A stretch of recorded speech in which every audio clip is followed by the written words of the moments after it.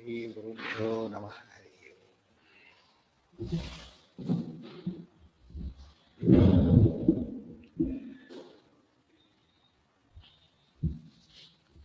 ನಾರಾಯಣಾಯ ಪರಿಪೂರ್ಣಗುಣಾರ್ಣವಾಯ ವಿಶ್ವೋದಯಸ್ಥಿತಿಲಯೋನ್ನಿಯತಿಪ್ರದಾಯ ಜ್ಞಾನಪ್ರದಾಯ ವಿಬುಧಾಸುರಸೌಖ್ಯದುಃಖಸತ್ಕಾರಣಾಯ ವಿತತಾಯ ನಮೋ ನಮಸ್ತೆ.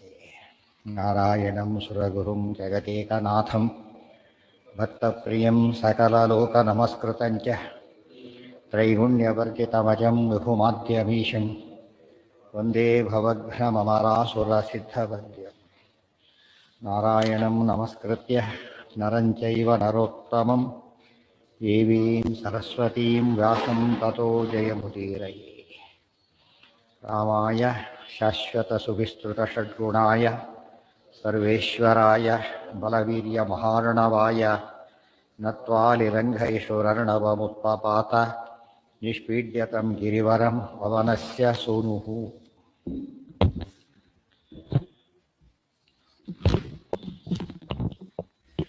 ಕಪೇ ಕುತೋಸಿ ಕಸ್ಯ ವಾ ಕಿಮರ್ಥಮೀದೃಶಂ ಕೃತಂ ಇತಿ ಈರಿತಃ ಸಹ ಚ ಅವದತ್ ಪ್ರಣಮ್ಯ ರಾಮಂ ಈಶ್ವರಂ. ಕಪೇ ಕುತಃ ಅಸಿ ಕಸ್ಯ ವಾ ಕಿಮರ್ಥಂ ಈದೃಶಂ ಕೃತಂ ಇತಿ ಈರಿತಃ ಸಹ ಚ ಅವದತ್ ಪ್ರಣಮ್ಯ ರಾಮಮೀಶ್ವರಂ. ಅವೈಃ ದೂತಮಾಗತಂ ದುರಂತವಿಕ್ರಮಸ್ಯ ಮಾಂ ರಘೂತ್ತಮಸ್ಯ ಮಾರುತಿಂ ಕುಲಕ್ಷಯೇ ತವೇಶ್ವರಂ. ಅವೈಃ ದೂತಮಾಗತಂ ವಾಲ್ಮೀಕಿ ರಾಮಾಯಣದಲ್ಲಿ ದಾಸೋಹಂ ಕೋಸಲೇಂದ್ರಸ್ಯ ರಾಮಸ್ಯ ಕೃಷ್ಣಕರ್ಮಣಃ ರಾವಣ ಸಹಸ್ರಂ ಮೇ ಯುದ್ಧೇ ಪ್ರತಿಫಲಂ ಭವೇತ್ ಇದು ಹನುಮಂತ ಹೇಳ್ತಿದ್ದ ಮಾತು. ಪ್ರತಿ ಸರ್ತೆ ಕಿಂಕರರು ಮೊದಲಾದ ರಾಕ್ಷಸನ ಸಂಹಾರ ಮಾಡಿದ ಮೇಲೆ ಆ ಹೆಬ್ಬಾಗಿಲಲ್ಲಿ ಕೂಡೋದು ಈ ಶ್ಲೋಕ ಹೇಳೋದು, ಜಯ ರಾಮ ಮಹಾಬಾಹೋ ಜಯ ಹೇ ಲಕ್ಷ್ಮಣೇತಿ ಚ. ಇಷ್ಟು ಹೇಳಿ ದಾಸೋಹಂ ಕೋಸಲೇಂದ್ರಸ್ಯ ರಾಮಸ್ಯ ಕೃಷ್ಣಕರ್ಮಣಃ. ಅದಕ್ಕೀಗ ಅವೈಹಿ ದೂತಮಾಗತಂ ದುರಂತ ವಿಕ್ರಮಸ್ಯ ಮಾಂ ದುರಂತ ವಿಕ್ರಮಸ್ಯ ರಾಮಸ್ಯ ದೂತಂ ಅವೈಹಿ ಆಗತಂ ಮಾಂ ಬಂದಿರತಕ್ಕಂಥ ನನ್ನನ್ನು ದುರಂತ ವಿಕ್ರಮನಾದಂತಹ ರಾಮನ ದೂತ ಅಂತ ತಿಳಿ. ದುರಂತ ವಿಕ್ರಮ, ದುರಂತ ವಿಕ್ರಮ ಅಂದರೆ ಹಿಂದೆ ಬಂದಿದೆ. ದುರಂತ ಅಂದರೆ ಕೊನೆಯಿಲ್ಲದ ಪರಾಕ್ರಮಿ ಪರಮಾತ್ಮ. ಈಶ್ವರೋ ವಿಕ್ರಮೋ ಧನ್ವಿ, ವಿಕ್ರಮ ದೇವರ ಹೆಸರು. ಇನ್ನೊಂದು ರೀತಿ ಹೇಳಿದೆ, ಹೇ ದುರಂತ, ರಾವಣಿಗೆ ಅನ್ಯಾಯ ಮಾಡಿ ಹೇ ದುರಂತ, ದುರಂತದ ಸಾವನ್ನು ಕಾಣುವವನೇ ಅಂತ ಅರ್ಥ. ಕೊನೆಗೆ ದುರಂತವನ್ನು ಕಾಣುವವನೇ ವಿಕ್ರಮಸ್ಯ, ವಿಕ್ರಮ ಊರ್ಜಿತಃ, ವಿಕ್ರಮನಾದಂಥ ಶ್ರೀಹರಿಯ ಏನಾಗಿದ್ದೇನೆ ದೂತಂ ನಾನು. ದುರಂತ ವಿಕ್ರಮ ಅಂದರೆ ರಾಮ ಅಂತ ಮಾಡಬಹುದು, ಹೇ ದುರಂತ ಅಂತ ಸಂಬೋಧನೆ ಮಾಡಬಹುದು ರಾವಣನಿಗೆ. ವಿಕ್ರಮಸ್ಯ ಮಾಂ ದೂತಂ ಆಗತಂ ವಿಧಿ, ನಾನು ರಾಮನ ರಾಯಭಾರಿಯಾಗಿ ಬಂದಿದ್ದೇನೆ. ಇದನ್ನೇ ಮನುಸ್ಮೃತಿಯಲ್ಲಿ ಹೇಳಬೇಕಾದ್ರೆ ದೂತರ ಲಕ್ಷಣ ಹೇಳ್ತಾರೆ. ರಾಯಭಾರಿ ಹೇಗಿರಬೇಕು, ಅರ್ಥ ಮಾಡ್ಕೊಂಡು ಅಂಬಾಸಡರ್ ಹೇಗಿರಬೇಕು ಅಂತ ಹೇಳ್ತಾರೆ. ಮೊದಲೇದು ಅನುರಕ್ತ ಶುಚಿ ದಕ್ಷ ಉಪುಷ್ಮಾನ್ ದೇಶಕಾಲವಿತ್ ವೀತಭೀಹಿ ವಾಗ್ಮಿ ರಾಜ್ಞೋ ದೂತಃ ಪ್ರಶಸ್ಯತೆ ಅಂತ ಮನುಸ್ಮೃತಿ. ಅನುರಕ್ತ ಒಂದು ಗುರು ರಾಜಭಕ್ತಿ ಇರಬೇಕು ಅವನಲ್ಲಿ. ಫಸ್ಟ್ ದೇಶದ್ರೋಹಿ ಅದೇನು ಉಪಯೋಗ ಅದರಿಂದ. ಫಸ್ಟ್ ಏನಾಗಿರ್ಬೇಕು ಅವನು ಅಲ್ಲೇ ಹೋಗಿ ಕಾಂಪ್ರಮೈಸ್ ಮಾಡ್ಕೊ, ಅವನ ಜೊತೆಗೆ ಅಡ್ರೆಸ್ ಆಗಿಬಿಟ್ರೆ ಕಷ್ಟ. ಅದಕ್ಕೋಸ್ಕರ ಮೊದಲು ಸ್ವಾಮಿ ಅತ್ಯಂತ ಮುಖ್ಯವಾದ ಲಕ್ಷಣ ಯಾವುದು, ಅನುರಕ್ತ. ಅನುರಕ್ತಿ ಭಕ್ತಿ ಆಧಾರ ಅಂತ. ರಾಜರಲ್ಲಿ ಭಕ್ತಿ ಇರಬೇಕು. ಶುಚಿ ದೇಹ ಶುದ್ಧಿ. ಶುಚಿ ಎರಡು ವಿಧ, ಅಂತಃಶುದ್ಧಿ ಬಾಹ್ಯಶುದ್ಧಿ. ಅಂತಃಶೌಚ ಬಾಹ್ಯ ಶೌಚ. ಅಂತಃಶೌಚ ಅಂದ್ರೇನು, ಕಾಮಕ್ರೋಧಾದಿಗಳನ್ನು ಬಿಟ್ಟಿರೋದು. ಬಾಹ್ಯ ಶೌಚ ಅಂದರೆ ಸ್ನಾನಾದಿಗಳನ್ನು ಮಾಡಿ ದೇಹ ಶುದ್ಧಿ ಇಟ್ಕೊಳ್ಳೋದು. ವ್ರತ ಉಪವಾಸಾದಿಗಳಿಂದಲೂ ಎರಡನ್ನೂ ಸಾಧಿಸಬೇಕು. ಅಂತಃಶುದ್ಧಿ ಬಾಹ್ಯಶುದ್ಧಿ. ಅದು ಶುಚಿ. ದಕ್ಷ ಎಫಿಷಿಯೆಂಟ್ ಆಗಿರ್ಬೇಕು. ಭಾರಿ ಆನೆಸ್ಟು, ಈ ಮೋಸ್ಟ್ ಇನ್ಎಫಿಷಿಯೆಂಟ್. ಭಾರಿ ಆನೆಸ್ಟು, ಮೋಸ್ಟ್ ಇನ್ಎಫಿಷಿಯೆಂಟ್. ಭಾರಿ ಎಫಿಷಿಯೆಂಟು, ಹೈಲಿ ಡಿಸಾನೆಸ್ಟ್. ಅದು ಹೊರಟೋಯ್ತು. ಎರಡು ಏನಾಗಿರ್ಬೇಕು ಅವನು, ಶುಚಿ ದಕ್ಷ, ಒಳ್ಳೆ ಸಮರ್ಥನಾಗಿರ್ಬೇಕು. ದಕ್ಷ ವಪುಷ್ಮಾನ್ ದೇಶಕಾಲವಿತ್. ವಪುಷ್ಮಾನ್ ಒಳ್ಳೆ ಗಟ್ಟಿಮುಟ್ಟ ದೇಹ ಇರಬೇಕು. ಇಲ್ಲದೋದ್ರೆ ಪ್ರಸಂಗ ಬಂದರೆ ಏನಾಗಿರ್ಬೇಕು, ಆರೋಗ್ಯ ಸರಿ, ಅಲ್ಲಿ ಹೋಗೋರು ಅಲ್ಲಿ ಪೇಷಂಟ್ ಆಗಿಬಿಟ್ರೆ ಅವ್ರು ಟ್ರೀಟ್ಮೆಂಟ್ ಕೊಟ್ಟರೆ ಅವ್ರ ಕಡೆ ಆಗಬೇಕಾಗತ್ತೆ. ಆಮೇಲೆ ಹಂಗೆ ಬಿಡುತ್ತಾರೆ, ಅದು ಇರಬಾರ್ದು. ವಪುಷ್ಮಾನ್, ಇನ್ನು ವಪುಷ್ಮಾನ್ ಅಂದರೆ ದೇಹದ ಲಕ್ಷಣ ಹೊಂದಿರಬೇಕು. ಅಂಥ ದೂತ ಇವರೊಬ್ಬರೇ. ಗಾತ್ರಿಂಶ ಲಕ್ಷಣೋಪೇತನಾಗಿರ್ಬೇಕು. ಗೊತ್ತಾಯ್ತಾ? ವಪುಷ್ಮಾನ್ ಅವ್ನು ಹೋದಾಗ ಅಂಬಾಸಿಡರ್ಗೆ ಏನು ಅನಿಸ್ಬೇಕು ನೋಡಿದವರಿಗೆ ಅವನ ಬಗ್ಗೆ, ಇವನು ಹೇಗಿದ್ದ ಅವ್ರು ಹೇಗಿರುವ ಆ ಥರ ಒಂದು ರೆಸ್ಪೆಕ್ಟ್ ಸಿಗಾಗಿರ್ಬೇಕು. ಇಲ್ದವ್ರು ಏನಾಗುತ್ತೆ ಇವನು ಸ್ವಾಮಿ ಇನ್ನೇ ಆಗಿರ್ತಾನೆ ಅವನು ಅಂತ ಅನ್ಕೋಬಾರ್ದು. ಅದಕ್ಕಾಗಿ ಉಪುಷ್ಪಾನ್ ದೇಶಕಾಲವಿತ್, ದೇಶವಿತ್ ಕಾಲವಿತ್, ದೇಶಕ್ಕೆ ತಕ್ಕಂತೆ ಕಾಲಕ್ಕೆ ತಕ್ಕಂತೆ ನಡ್ಕೋಬೇಕು. ಯಾವ ಸ್ಥಳದಲ್ಲಿದ್ದೇನೆ ಅದು ತಕ್ಕಂತೆ ನೋಡ್ಕೋಬೇಕು. ಕಾಲವಿತ್, ಕಾಲ ನೋಡ್ಕೋಬೇಕು. ಕೆಲವು ಒಂದೇ ಮಾತನ್ನ ಯಾವುದೋ ಕಾಲದಲ್ಲಿ ಹೇಳಿದ್ರೆ ಅಸಹ್ಯ ಕಾಣಿಸುತ್ತೆ. ಅದೇ ರೀತಿ ಯಾವುದೋ ಸ್ಥಳದಲ್ಲಿ ಯಾವುದೋ ಮಾತನ್ನು ಹೇಳಿಬಿಟ್ರೆ ದೇಶ ಭಾಷೆ ಅಂತಿರುತ್ತೆ. ದೇಶ ಭಾಷೆ ಅರ್ಥ ಮಾಡ್ಕೊಳ್ಳೋದು ಹೊರ ಪಜಿತ ಆಗುತ್ತೆ. ಈ ಹುಬ್ಬಳ್ಳಿ ಧಾರವಾಡ ಕಡೆ ಹೋಗಿಬಿಟ್ರೆ ಕೆಲವು ಮಾತಾಡ್ತಾರೋ ಅವರೆಲ್ಲ ಸಾರು ಹೇಗೆ ಭಯಂಕರ ಆಗಿದೆ ಅಂದ್ಬಿಡ್ತಾರೆ. ಕುಡಿದವ್ರಿಗೆ ಗಾಬರಿ ಆಗಿಬಿಡ್ಬೇಕು, ಏನೋ ಖಾರ ಆಗಿ ಜಾಸ್ತಿ ಆಗಿರ್ಬೇಕು. ಆಮೇಲೆ ನೋಡಿದ್ರೆ ಭಾರಿ ಚೆನ್ನಾಗಿದೆ ಅಂತ ಅರ್ಥ. ಅವ್ರ ಪ್ರಕಾರ ಭಯಂಕರ ಭಾರಿ ಚೆನ್ನಾಗಿದೆ ಅನ್ನೋದು ಭಯಂಕರ ಅಂತ ಕರೀತಾರೆ. ಇದರಲ್ಲಿ ಭಯಂಕರವಾಗಿ ಕಾಣಿಸುತ್ತದೆ. ಆ ದೃಷ್ಟಿಯಲ್ಲಿ ಆ ದೇಶ ಕಾಲವಿಲ್ಲ, ದೇಶದ ಭಾಷೆ ಅರ್ಥ ಮಾಡ್ಕೋಬೇಕು. ಇಲ್ದವ್ರು ಏನಾಗುತ್ತೆ ಪಜಿತ ಆಗುತ್ತೆ. ನಾನು ನಿಮ್ಮ ದೇಶದಲ್ಲಿದ್ದ ಅದಕ್ಕೆ ಮನುಸ್ಮೃತಿಯಲ್ಲಿ ಹೇಳ್ತದೆ, ಯಸ್ಮಿನ್ ದೇಶೇ ಆಚಾರ ಪಾರಂಪರ್ಯ ಕ್ರಮಾಗತಃ. ಒಂದು ಸ್ಥಳಕ್ಕೆ ಹೋದಾಗ ಸ್ಥಳದ ರೀತಿ ತಕ್ಕಂತೆ ನಡ್ಕೋಬೇಕು. ಇಲ್ಲೆಲ್ಲ ಅಮೆರಿಕಾದಲ್ಲಿ ಹೋಗ್ತಾನೆ, ಹಗಲು ರಾತ್ರಿ ಚೇಂಜ್ ಆಗಿರುತ್ತೆ. ಅವನು ಅದು ಅಡ್ಜಸ್ಟ್ ಮಾಡಿ ರಾತ್ರಿ ಆಗಲಿ ಅಂತ ತಿಳ್ಕೊಂಬಿಟ್ರೆ ಏನಾಗುತ್ತಾಗ ಆಫೀಸ್ ಕ್ಯಾನ್ಸಲ್ ಆಗುತ್ತೆ, ಹಬ್ಬಗಳು ಇದ್ದೇ ಆಗುತ್ತೆ. ಹೇಗೆ ದೇಶ ಕಾಲಗಳಿಗೆ ತಕ್ಕಂತೆ ನಡ್ಕೋಬೇಕು. ಚಳಿ ದೇಶ ಆದಷ್ಟು ಅರ್ಥ ಆಗುತ್ತೆ. ಚಳಿ ದೇಶ, ಬಿಸಿಲು ದೇಶ ಅವೆಲ್ಲ ಗೊತ್ತಾಗುತ್ತಲ್ಲ. ದೇಶಕ್ಕೆ ತಕ್ಕಂತೆ ನಡ್ಕೋಬೇಕು, ಕಾಲಕ್ಕೆ ತಕ್ಕಂತೆ ನಡ್ಕೊಳ್ಬೇಕು. ವಯಸ್ಸು ಕೃಷ್ಣ ಏನು ಮಾಡೋ ಬಾಲಲೀಲೆ, ಹಾಲು ಮೊಸರು ಬೆಣ್ಣೆ ಕದ್ದು ನಾಟಕ ಮಾಡಲ್ಲ. ಆಮೇಲೆ ಮಾಡಿದ ಆ ಕೆಲಸನ ಯಾಕೆ ಆ ಕಾಲಕ್ಕೆ ಸರಿ, ಅದು ಆಮೇಲೆ ಮುಂದಿನ ಕಾಲಕ್ಕೆ ಸರಿ ಕಾಣಿಸೋದಿಲ್ಲ. ಮಕ್ಕಳು ಭಾರಿ ಮಿಸ್ಚಿವೆಸಿದ್ರೆ ಖುಷಿ ಆಗುತ್ತೆ. ದೊಡ್ಡವರ ಮಿಸ್ಚಿವೆಸಾದರೆ ಕಳ್ಳ ಆಗಿಬಿಡ್ತಾರೆ. ಆಮೇಲೆ ಚಿಕ್ಕ ಮಕ್ಕಳು ತುಂಟ ಅಂತ ಕರೀತಾರಲ್ಲ, ತುಂಟತನ ಯಾರಿಗೆ ಒಳ್ಳೆಯದು? ಮಕ್ಕಳಿಗೆ, ದೊಡ್ಡವರಿಗೆಲ್ಲ. ಅದಕ್ಕೆ ದೇಶ ಕಾಲವಿದೆ, ಇದೆಲ್ಲ ಅರ್ಥ ಮಾಡಿಕೊಂಡ್ರೆ ಇಷ್ಟೆಲ್ಲ ತಿಳುವಳಿಕೆ ಇರಬೇಕಾಗ್ತದೆ. ಆಮೇಲೆ ಬಪುಷ್ಮಾನ್ ವೀತಭೀರ್ ವಾಗ್ಮಿ, ಭಯ ಇರಬಾರ್ದು. ಹೇಳ್ಬೇಕಾದ್ರೆ ಭಯ ಪಟ್ಟುಬಿಟ್ರೆ ಈ ಮಾತು ಹೇಳೋದು, ಇವ್ರು ನೆಲ್ ಬೈಯೋದು ಅಂತ ಹೇಳಿಬಿಟ್ಟು ಅವ್ರಿಗೆ ಅಂದರೆ ಸರಿಯಾಗಿ ಪ್ರೆಸೆಂಟ್ ಮಾಡಬೇಕಲ್ಲ. ನೋಡು ತಪ್ಪು ಮಾಡಿದ್ದೆ ಶಿಕ್ಷೆ ಆಗುತ್ತೆ ಆ ಥರ ಹೇಳ್ಬೇಕಂದ್ರೆ, ಅದಲ್ಲ ಅಲ್ಲಿ ಹೋಗಿ ಬಯಸ್ಕೊಂಡ್ಬಾರ್ದು ಯಾಕಂತ ಆ ಥರ ಅನ್ನಬಾರ್ದು. ಅದೇ ರೀತಿ ವೀತಭೀಹಿ ವಾಗ್ಮಿ, ಒಳ್ಳೆ ವಾಚಾಳಿಯಾಗಿ ಹೇಳತಕ್ಕದ್ದು ಹೇಗಿರ್ಬೇಕಂದ್ರೆ ಎಫೆಕ್ಟಿವ್ ಆಗಿ ಹೇಳಬೇಕು. ಅದೇ ಮಾತನ್ನೇ ಒಬ್ರು ಹೇಳಿ ಸಂಗೀತಕಾರ ಹಾಡು ಹೇಳ್ತಾರೆ, ಅದರ ಎಫೆಕ್ಟ್ ಹೇಗಿರುತ್ತೆ, ಸುಮ್ಮನೆ ಹೇಳೋದು ಹೇಗಿರುತ್ತೆ, ಅರ್ಥ ಮಾಡ್ಕೊಂಡು ಹೇಳೋದು ಹೇಗಿರುತ್ತೆ, ಅರ್ಥ ಮಾಡ್ಕೊಳ್ಳೋದು ಹೇಳೋದು ಹೇಗಿರುತ್ತೆ. ಅದಕ್ಕೆ ವಾಗ್ಮಿ ಆಗಿರ್ಬೇಕು, ವಾಚಾಳತನ ಇರಬೇಕು. ಎಷ್ಟು ಗುಣಗಳಿದೆ. ಆತ ದೂತ, ಅದಕ್ಕೆ ಅಹವೈ ದೂತವಾಗತಂ ಪದ ಇದೆ. ಇದೆಲ್ಲ ಅರ್ಥ ಮಾಡ್ಕೊಳ್ಳೋದೇ ಇದು ಬಿಟ್ಟರೆ ಏನಾಗುತ್ತಾಗ ಯಾರು ಸರ್ವೆಂಟನ್ನು ಕಳಿಸಿದ ಅಂತ ಅರ್ಥ ಅಲ್ಲ. ಯಾರನ್ನು ಕಳಿಸಿರೋದು? ರಾಯಭಾರಿನ ಕಳಿಸಿದ್ದಾನೆ. ರಾಯಭಾರಿ ಆಗ್ಲಿಕ್ಕೆ ಇಬ್ಬರೇ ಜಗತ್ತಿನ ಇತಿಹಾಸ ಕಂಡ ದೊಡ್ಡ ರಾಯಭಾರಿಗಳು ಇಬ್ಬರೇ. ಒಬ್ಬ ರಾಯಭಾರಿ ಇಲ್ಲಿ ಹನುಮಂತ ರಾಮನಿಗೆ, ಅಲ್ಲಿ ಕೃಷ್ಣ ಪಾಂಡವರಿಗೆ. ಎಷ್ಟು ಚೆನ್ನಾಗಿದೆ, ಉಲ್ಟಾ ರಿವರ್ಸ್ ಆಗಿಬಿಟ್ಟಿದೆ. ಇಲ್ಲಿ ಹನುಮಂತ ರಾಮದೇವರಿಗೆ ರಾಯಭಾರಿಯಾಗಿ ಬಂದ, ಗೊತ್ತಿದೆ. ಅದಕ್ಕೆ ರಾಮದೇವರು ಏನು ಮಾಡಿದರು? ಹನುಮಂತ ರಾಯಭಾರಿ ನಾನೇ ಆಗ್ತೀನಿ ಅಂತ ಹೊರಟು. ಅದೇ ಹರಿಯ ಮತ ಹನುಮನ ಮತ ಇದ್ದಾಗೆ ಅಷ್ಟು ಪ್ರೀತಿ. ಪಾಂಡವರಲ್ಲಿ ಯಾರ ಮುಖ ನೋಡಿ ಕೃಷ್ಣ ಬರಲಿಲ್ಲ, ಯಾರಿದ್ದಾರಲ್ಲಿ? ಭೀಮ ಇರೋದು, ಅದು ಭೀಮನ ರಾಯಭಾರಿ. ಅದಕ್ಕೆ ಹೇಳ್ತಾರೆ, ಹರಿಯೇ ನಮ್ಮ ಹಿರಿಯರು ಮಾಡಿದ ಉಪಕಾರ ಮಾಡದೆ ಮರೆಯದೆ ಸಲಹೋ ನಮ್ಮನ್ನು. ಡಿಮ್ಯಾಂಡ್ ಮಾಡೋದು, ನಮ್ಮ ಹಿರಿಯರು ಮಧ್ವಾಚಾರ್ಯದ್ದು ಭಾರಿ ಉಪಕಾರ ಮಾಡಿದ್ದಾರೆ, ಅದಕ್ಕೋಸ್ಕರ ನಮ್ಮನ್ನು ಉದ್ಧಾರ ಮಾಡೋದಕ್ಕೆ ಕೇಳೋದು. ಅವ್ರು ಯಾರೋ ಡೋನರ್ ಮಗ ಸೀಟ್ ಕೊಡಿ ಅಂತ ಕೇಳಿದ್ರೆ ಆಗೋ ಹಾಗೆ. ಅಂದರೆ ಅಷ್ಟರ ಮಟ್ಟಿಗೆ ವಾಯುದೇವರ ಸೇವೆ ಭಾರಿ ದೊಡ್ಡದು. ಹನುಮಂತರು ಮೊದಲು ಮಾಡಿದ್ದು ಯಾರು? ಹನುಮಂತ. ಆಮೇಲೆ ಮಾಡಿದ್ದು ರಾಮದೇವರು. ಇವು ರಾಯಭಾರಿ ಕೆಲಸ ಮಾಡಿಬಿಟ್ಟು ಸೇವೆ ಸಲ್ಲಿಸೋದಕ್ಕೆ ಪರಮಾತ್ಮ ಏನು ಮಾಡ್ತಾನೆ? ಅನುಗ್ರಹ ಮಾಡ್ತಾನೆ. ಭಗವದ್ಗೀತೆಯಲ್ಲಿ ಹೇಳ್ತಾರೆ, ಯೇ ಯಥಾ ಮಾಂ ಪ್ರಪದ್ಯಂತೆ ತಾಂ ತಥೈವ ಭಜಾಮ್ಯ. ನನ್ನನ್ನು ಹೇಗೆ ಸೇವೆ ಮಾಡ್ತಾರೋ ನಾನು ಹಾಗಾಗಿ ಅವರಿಗೆ ಫಲ ಕೊಡ್ತೇನೆ, ಅನುಗ್ರಹ ಮಾಡ್ತೇನೆ ಅಂತ ಹೇಳ್ತಾರೆ. ಇದೆಲ್ಲ ಅರ್ಥ ಮಾಡಿಕೊಂಡ್ರೆ ಎಷ್ಟು ಸುಲಭ ಅದು. ಇವನು ದೇವ್ರ ಪೂಜೆ ಮಾಡಿ ಹೋದ, ಇವ್ರಿಗೆ ಎಲ್ಲರೂ ಪೂಜೆ ಮಾಡ್ತಾರೆ. ಅದಕ್ಕೆ ದೇವ್ರ ಪೂಜೆ ಮಾಡೋದು, ಬದರಿಗೆ ಹೋಗಿ ನಮಸ್ಕಾರ ಮಾಡ್ತಾರಲ್ಲ ಹಾಗೆ. ಬದರಿ ಯಾತ್ರೆ ಮಾಡಿ ಬಂದಿದ್ದ ನಮಸ್ಕಾರ ಮಾಡ್ತಾರೆ, ಆ ಪುಣ್ಯ ನಮಗೊಂದಿಷ್ಟು ಬರಲಿ ಅಂತ ಹೇಳ್ಬಿಟ್ಟು. ಆದ್ದರಿಂದ ಇವರು ದೇವ್ರ ಪೂಜೆ ಮಾಡ್ತಾರೆ, ದೇವ್ರು ಕಂಡಕ್ಟ್ ಆಡ್ತಾರೆ ಎಲ್ಲ ಕೂಡ. ಅಂದರೆ ಮನುಷ್ಯ ಯಾರನ್ನು ಆರಾಧನೆ ಮಾಡ್ತಾನೆ, ಇಲ್ಲಿ ಯಾವ ಆಫೀಸ್ನಿಂದ ಬಂದಿದ್ದಾನೆ, ರೆಸ್ಪೆಕ್ಟ್ ಅವನು, ಅಲ್ಲಿಂದ ಬಂದಿದ್ದಾನೆ. ಅದಕ್ಕೆ ಹನುಮಂತ ಮಾಡಿದ ರಾಮದೇವರ ಸೇವೆಯ ಫಲ ಉಳಿದ ಪಾಂಡವರಿಗೂ ಸಿಕ್ತು. ಧರ್ಮರಾಜಾದಿಗಳಿಗೆ ತಫಾಕಿಯಲ್ಲಿ ಬರಬೇಕು. ಧರ್ಮರಾಜ ಹೇಳ್ತಾರೆ, ಕೃಷ್ಣ ಹೋಗಬೇಡ ನೀನು ಅಲ್ಲಿಗೆ, ನಮಗೆ ರಾಜ್ಯ ಇಲ್ಲದೋದ್ರೂ ಪರವಾಗಿಲ್ಲ, ಎಷ್ಟು ಒಳ್ಳೆ ಮಾಡ್ತಾರೆ, ನಿಮಗೆ ದೂತನಾಗಿ ಹೋಗಬೇಡ ಅಲ್ಲಿಗೆ, ಯುದ್ಧನೂ ಬೇಡ ಏನೂ ಬೇಡ, ಬಿಟ್ಬೇಡಂತೆ, ಹಾಳಾಗಿ ಹೋಗ್ಲಿ. ಇಲ್ಲ ನಾನು ನಿಮಗೆ ಹಾಗೆಲ್ಲ ಕೈ ಬಿಡೋದಿಲ್ಲ, ನಿಮ್ಮನ್ನು ಕೈ ಬಿಡೋದಿಲ್ವ, ನಾನು ಹೋಗಲೇಬೇಕು. ನಾನು ಹೋಗೋದು ಹೋದ್ರೆ ನಾಳೆ ಏನಂತಾರೆ, ನಿಮ್ಮನ್ನು ಜನ ಬೈತಾರೆ. ದುರ್ಯೋಧನ ಹೇಗೋ ಬಯಸ್ಕೊಳ್ಳೋ, ಅವನಿಗೆ ಅಭ್ಯಾಸ ಇಲ್ಲ. ನಾಚಿಕೆ ಪಡೋದು ಯಾರು? ಯಾವಾಗಲೂ ಒಳ್ಳೆಯವರು, ಕೆಟ್ಟವರು ನಾಚಿಕೆ ಇರೋದೇ ಇಲ್ಲ ಅವರಿಗೆ. ನಿಮಗೆ ಕೆಟ್ಟ ಹೆಸರು ಬರಬಾರ್ದು ಹೇಳಿದ್ರು, ನಿಮಗೆ ಕೆಟ್ಟ ಹೆಸರು ಬರಬಾರ್ದು ನಾಳೆ. ಅದೇ ನಿಮಗೆ ಹೇಳಲಿಲ್ಲ ಅಂತ ನನಗೆ ಕೆಟ್ಟ ಹೆಸರು ಬರಬಾರ್ದು. ಕೃಷ್ಣ ಅವನು ಭಾರಿ ಕೆಟ್ಟವನು, ಅವಮಾನ ಮಾಡುತ್ತಾನೆ ನಿನಗೆ, ಏನಾರು ಮಾಡಲಿ ಆಯಿತಾ ನಾನು ಹೋಗ್ತೇನೆ. ಎಷ್ಟು ಯೋಚನೆ ಮಾಡಿ, ನಾನು ಹೋಗಬೇಡ ಅಂದರೂ ಹೋಗ್ಬಿಡ್ತಾರೆ ರಾಮದೇವರು. ಅಂದರೆ ಅನುಗ್ರಹ ಫಲ ಬೇಡ ಅಂದರೂ ಭಗವಂತ ಕೊಡ್ತಾನೆ ಅಂತ ಅರ್ಥ. ಒಳ್ಳೆ ಕೆಲಸ ಮಾಡಿದ್ದಾರೆ, ಫಲ ಏನು ಮಾಡ್ತಾರೆ, ಬೇಡ ಅಂದರೂ ಕೂಡ ಭಾರಿ ಏನೋ ದೊಡ್ಡ ಕೆಲಸ ಮಾಡಿಬಿಡ್ತಾರೆ, ಅವ್ನು ಬೇಡ ಅಂತಾರೆ, ಬಿಡೋದಿಲ್ಲ. ಹೋಗಿ ಹೇಗಾರು ಮಾಡಿ ಕೊಟ್ಟು ಬರ್ತಾರೆ. ಯಾತಕ್ಕೆ? ಅಷ್ಟು ಕೊಡೋದು ಅಷ್ಟೇ ಇಲ್ಲ, ಇದನ್ನು ಮಾಡಿದ ಉಪಕಾರ ಭಾರಿ ಸ್ವಲ್ಪ ಅಂತ ಹೇಳ್ತಾರೆ. ಮತ್ತೆ ಯಾತಕ್ಕೆ? ಅಷ್ಟು ಹಿಂದೆ ದುಡ್ಡು ಕಾಸು ಕೊಟ್ಬಿಟ್ಟ, ಅದು ಹಿಂದಿನ ಭಾವನೆನ ಕೊಡ್ಲಿಕ್ಕಾಗೋದಿಲ್ಲ. ಆ ಟೈಮ್, ಆ ಒಂದು ನೇಚರ್ ಇದೆಯಲ್ಲ ಭಾರಿ ದೊಡ್ಡದು. ಇವೆಲ್ಲ ಅರ್ಥ ಮಾಡಿಕೊಂಡು ಹನುಮಂತ ಮಾಡಿದ ಸೇವೆ ಇಡೀ ಜೀವಕೋಟಿಗೆ ರಕ್ಷಾ ಕವಚ ಇದ್ದ ಹಾಗೆ. ಅರ್ಥ ಆಯ್ತಾ? ಹನುಮಂತ ಒಬ್ಬ ಮಾಡಿದ್ದಕ್ಕೆ, ಜೀವೋತ್ತಮ ಮಾಡಿದ್ದಕ್ಕೆ ಯಾರೇ ಕ್ರೆಡಿಟ್ ಬಂತೀಗ? ಎಲ್ಲ ಜೀವರಿಗೂ ಒಂದು ಹೆಮ್ಮೆ, ಓ ನಮ್ಮ ಮುಖ್ಯಸ್ಥರು ದೇವರ ಸೇವೆ ಮಾಡಿದ್ದಾರೆ, ಇದು ಒಂದು ಭಾವನೆ ಬಂತು. ಅದಕ್ಕೆ ಎಷ್ಟು ಉದ್ಧಾರ ಮಾಡಿದಾಗ ಕೃಷ್ಣ ಬಂದು ಆ ರೀತಿ ಮಾಡಿ ಹೇಳಿ ಎಲ್ಲ ಅಲ್ಲೇ ರಿಪೀಟ್ ಆಗುತ್ತೆ, ಪೂರ್ತಿ ಇದೇ ರೀತಿ ನಡೆಯೋದು. ಇಲ್ಲಿ ಹನುಮಂತನ ಕಟ್ತಾರೆ, ಕೃಷ್ಣನ ಕಟ್ಲಕ್ಕೆ ಹೋಗ್ತಾರೆ, ಗೊತ್ತಾಯ್ತು? ಎರಡು ಕಡೆ ಅದೇ ರೀತಿ ಪ್ಯಾರಲ್ ಆಗಿರೋದು. ಇಲ್ಲಿ ಹನುಮಂತನಿಗೆ ಏನಾಗೋದು, ಕೃಷ್ಣನಿಗೆ ಏನಾಗೋದಿಲ್ಲ. ಅದ್ರ ಬಳಿ ಏನಾಗುತ್ತೆ, ಅಲ್ಲಿಗೆ ಒಂದು ತಿಂಗಳಿಗೆ ಇವನು ಸಾಯ್ತಾರೆ, ಅವನು ಸಾಯ್ತಾರೆ. ಸ್ವಪುತ್ರ ಮಿತ್ರ ಬಾಂಧವ ವಿನಾಶ ವಾಸಿ ಆಸ್ತಿ.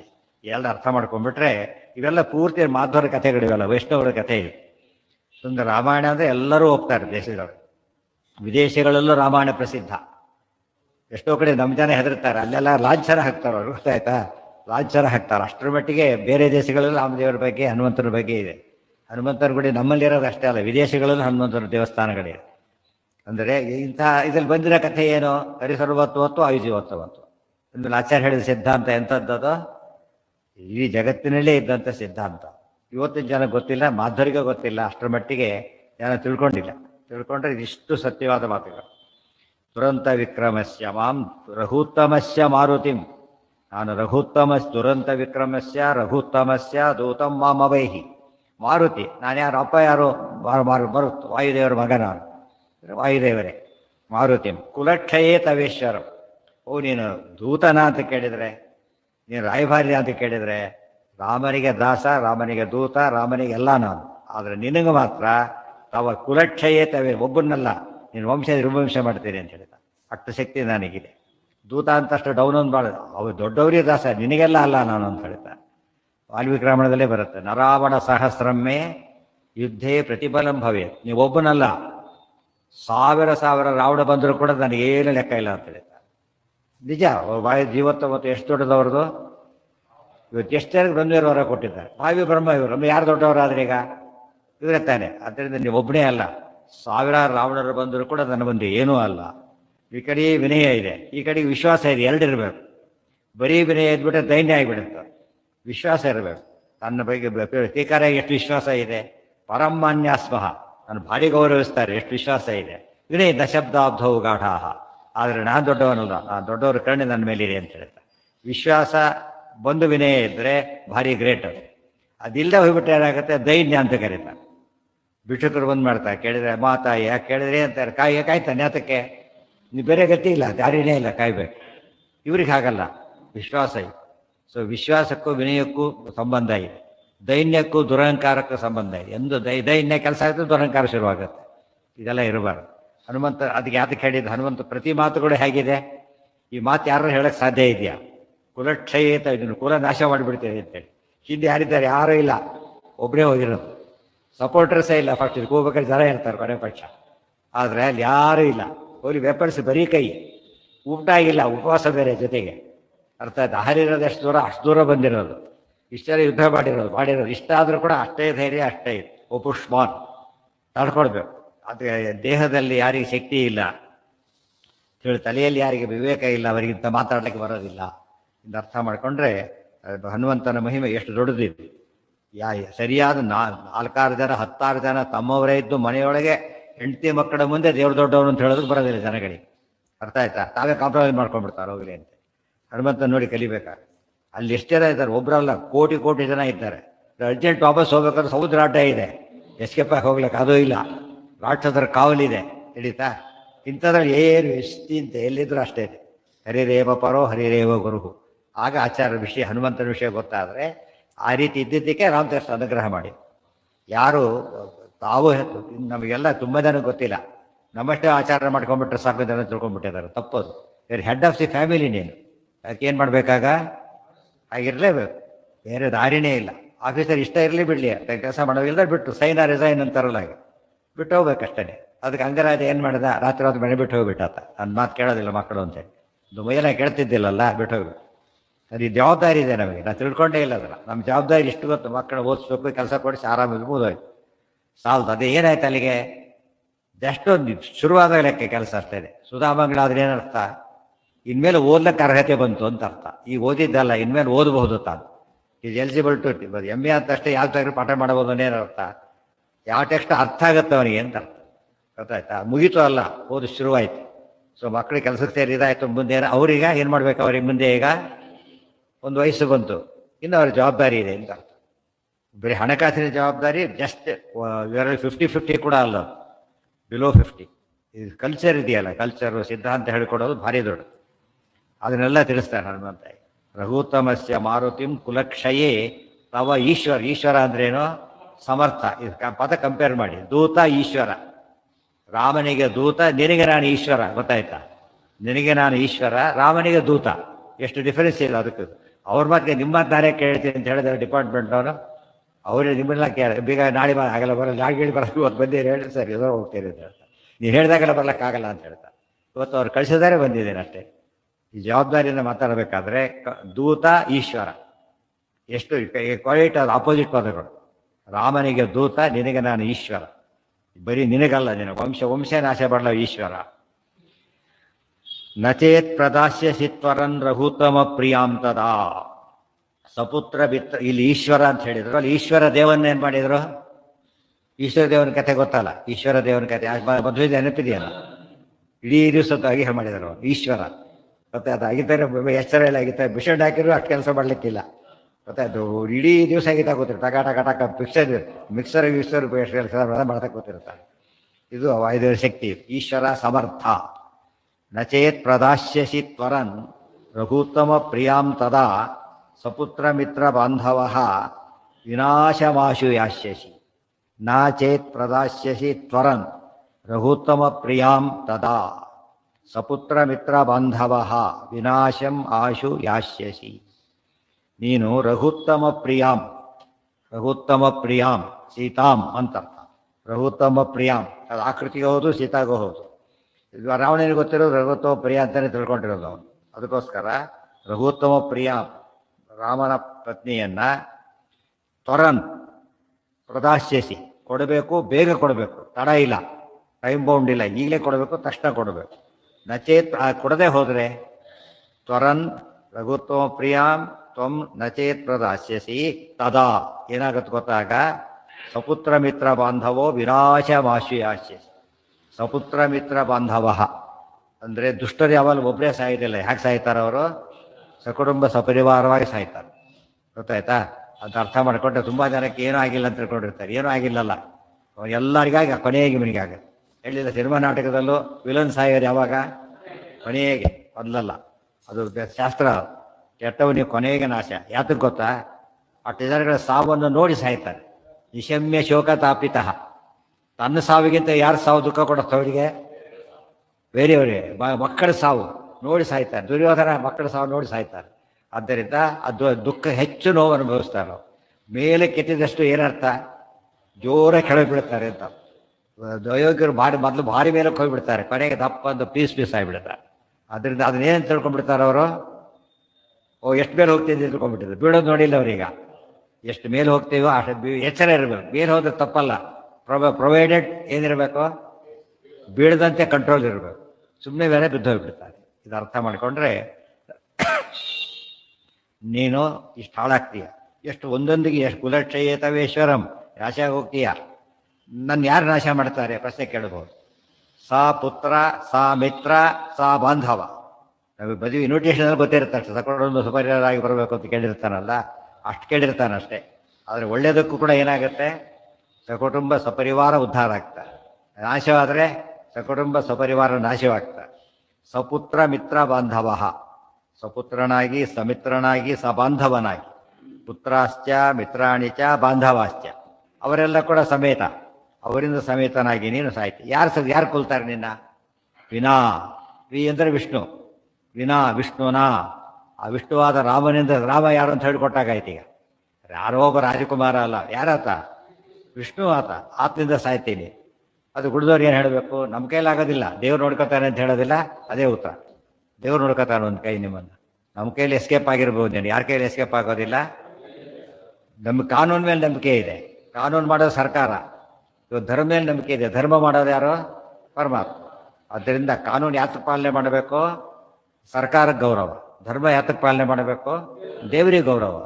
ಆದ್ದರಿಂದ ಇದೊಂದು ದೇವರಿಗೆ ಧರ್ಮ ಅಂತಾನೆ ಹೆಸರು, ಧರ್ಮೋ ಧರ್ಮ ವಿದುತ್ತಮ. ಅದಕ್ಕಾಗಿ ಧರ್ಮ ತಪ್ಪಿದರೆ ಯಾರ ಧರ್ಮವನ್ನು ಮಾಡಿದ್ದಾರಲ್ಲ ವಿಷ್ಣುವಾದ ರಾಮನಿಂದನೇ ಸಾಯ್ತಾ ಇದ್ದಿ. ರಘುತ್ತಮ ಅಂತ ಅಲ್ಲಿ ಹೇಳಿ ವಿ ಅಂತ ಇಲ್ಲಿ ಹೇಳಿದ್ರಿಂದ ರಾಮ ಸಾಕ್ಷಾತ್ ನಾರಾಯಣ, ಅವನಿಂದನೇ ಸಾಯ್ತೀನಿ ನೀನೀಗ. ಯಾರಿಗೆ? ಧೃತರಾಷ್ಟ್ರನಿಗೆಲ್ಲಿದೆ? ಯಾವ ವಿಷಯ? ಧೃತರಾಷ್ಟ್ರ ವಿಷಯ ಯಾಕೀಗ? ಆ ದುಷ್ಟ ದುಷ್ಟ ಅಲ್ಲ, ಅವನು ಒಳ್ಳೆಯವನು. ಆದ್ರೆ ಏನಾಯ್ತು? ಬುದ್ಧಿ ಬರ್ಲಿಕ್ಕೆ ಅನುಕೂಲ ಆಯ್ತು. ವಿಲನ್ಗೆ ಬುದ್ಧಿ ಬರದೆ ಸಾಯ್ತಾನೆ. ಒಬ್ಬ ವಿಲನ್ ಜೊತೆಗಿದ್ದವ್ರಿಗೆ ಬುದ್ಧಿ ಯಾವಾಗ ಬರ್ತದೆ? ಒಳ್ಳೆಯವರಾಗಿದ್ದರೆ ಮನೆಗೆ ಬರ್ತದೆ. ಅದು ಅವ್ರಿಗೆ ಹಾಗೆ. ಅದು ದುವಿಷಣ ಚೇಂಜ್ ಆಗಿಬಿಟ್ಟ, ಧೃತರಾಷ್ಟ್ರ ಚೇಂಜ್ ಆಗಲಿಲ್ಲ, ಕೊನೆಗೆ ಚೇಂಜ್ ಆದ. ಭೀಮಸೇನ ಚೇಂಜ್ ಆಗಿ ತಪಸ್ಸು ಮಾಡಿ ಪಾಪ ಕಟ್ಕೊಂಡು ಹೋದ. ದುರ್ಯೋಧನ ಅವೆಲ್ಲ ಮಾಡಲಿಲ್ಲ, ಬೈದು ಇನ್ನೂ ಪಾಪ ಜಾಸ್ತಿ ಕಟ್ಕೊಂಡು ಸತ್ತ. ಪಣಿವೇರ್ ಕೃಷ್ಣನ್ ಡೈರೆಕ್ಟಾಗಿ ಬೈದು ನೀನೇ ಪಾಪಿ, ಬ್ಯಾಡ್ ಲಕ್ ಅಂತ ದೇವ್ರ ಲಕ್ ಮೇಲೆ ಹಾಕ್ತಾರಲ್ಲ, ಇವನು ಬ್ಯಾಡ, ಲಕ್ ಅಲ್ಲ, ಲಕ್ ಮೇಲೆ ಬ್ಯಾಡ ಅಂತ ಹೇಳ್ತಾನೆ. ತಪ್ಪ. ಸಪುತ್ರ ಮಿತ್ರ ಬಾಂಧವೋ ವಿನಾಶಮಾಶು ಯಾಸ್ಯಸಿ ನಚೇತ್ ಪ್ರದಾಸ್ಯಸಿ ತ್ವರ. ಇದಕ್ಕೆ ಇನ್ನೊಂದು ಉತ್ತರ. ಸೀತೆಯನ್ನು ಕೊಟ್ಬಿಟ್ರೆ ಈಗ ವಿನಾ ಶಂ ಆಶ್ಯಸಿ. ಮತ್ತೆ ವಿನಾ ಆ ವಿಷ್ಣುವಿನಿಂದ ಶಂ ಅಂದ್ರೇನು? ಶಂ ಅಂದರೆ ಸುಖವಾಗಿರ್ತೀವಿ. ಇದು ಅರ್ಥ. ಕೊಟ್ಟರೆ ಹೀಗೆ, ಕೊಡದೆ ಹೋದ್ರೆ ಎರಡು ಹೇಳಬೇಕಲ್ಲ. ಕೊಡ್ತಾರೆ, ಒಂದು ವಾರ ನೋಟಿಸ್ ಕೊಡ್ತಾರೆ. ಕೊಡೋದಕ್ಕೆ ಉದ್ದೇಶ ಏನು? ಕೊಟ್ಟರೆ ಸೇಲ್ದು ಹೋದ್ರೆ ಡಿಸ್ಕನೆಕ್ಟ್ ಆಗಿ ಎರಡೂ ಇರ್ತದೆ. ಬರೀ ನೋಟಿಸ್ ಕೊಡೋದಾದರೆ ಅದಕ್ಕೆ ಅರ್ಥ ಇಲ್ಲ. ನೋಟಿಸ್ ಏನು ಅರ್ಥ ಇರುತ್ತೆ? ಮಾಡದೆ ಹೋದ್ರೆ ಈ ರೀತಿ ಮಾಡ್ತೀವಿ ಅಂತ. ಅದಕ್ಕೆ ರಾಮದೇವರು ಹನುಮಂತ ದೇವರ ಮೂಲಕ ಏನು ಕಳಿಸಿದ್ದಾರೆ? ನೋಟಿಸ್ ಕಳಿಸಿದ್ದಾರೆ ಅವನಿಗೀಗ. ನೀವು ಕೊಡ್ತೀಯೋ ಇಲ್ವೋ? ಕೊಟ್ಟರೆ ಉಡಿತೀಯ, ಕೊಡದೆ ಹೋದರೆ ರಘುತ್ತಮ ಪ್ರಿಯ, ರಘುತ್ತಮ ಆತನಿಂದನೇ ಸಾಯ್ತೀವಿ, ಹುಷಾರಾಗಿರುತ್ತೆ. ನಚೇತ್ ಪ್ರದಾಸ್ಯ. ಇವೆಲ್ಲ ಹೇಳ್ಬೇಕಾದ್ರೆ ರಾಮದೇವ್ರು ಹೇಳಿಲ್ಲ. ಏನು ಹೇಳಿದ್ದಾರೆ? ಹೋಗಿ ನೋಡ್ಕೊಂಬ ಅಷ್ಟೆ, ಉಗ್ರ ಕೊಟ್ಟು ಕಳಿಸಿದ್ದಷ್ಟೇ. ಮುಂದಿನ ಕೆಲಸ ಏನು ಮಾಡ್ಬೇಕೀಗ?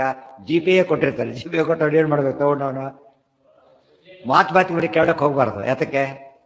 ಕೊಟ್ಟಾಗಿದೆ, ಸಂಬಂಧಪಟ್ಟಿದ್ದೆಲ್ಲ ಮಾಡ್ಕೊಂಬರ್ಬೇಕು. ಪ್ರತಿನಿಧಿ ಕೇಳಿದ್ರೆ ನಾನೇ ಹೋಗ್ತೀನಿ, ನಿನ್ಗೆ ಯಾಕೆ ಕೊಡಬೇಕು ಅಂತ ಕೇಳ್ತಾರೆ. ಹೊತ್ತಾನೆ ಪ್ರತಿಯೊಂದನ್ನು ಮಾಡೋದಾದರೆ ಅರ್ಥ ಇಲ್ಲ. ರಾಯಭಾರಿ ಒಂದು ದೃಷ್ಟಿಯಿಂದ ಏನು ಕೊಟ್ಟಿರ್ತಾ ಇರಕ್ಕ ಈಗ?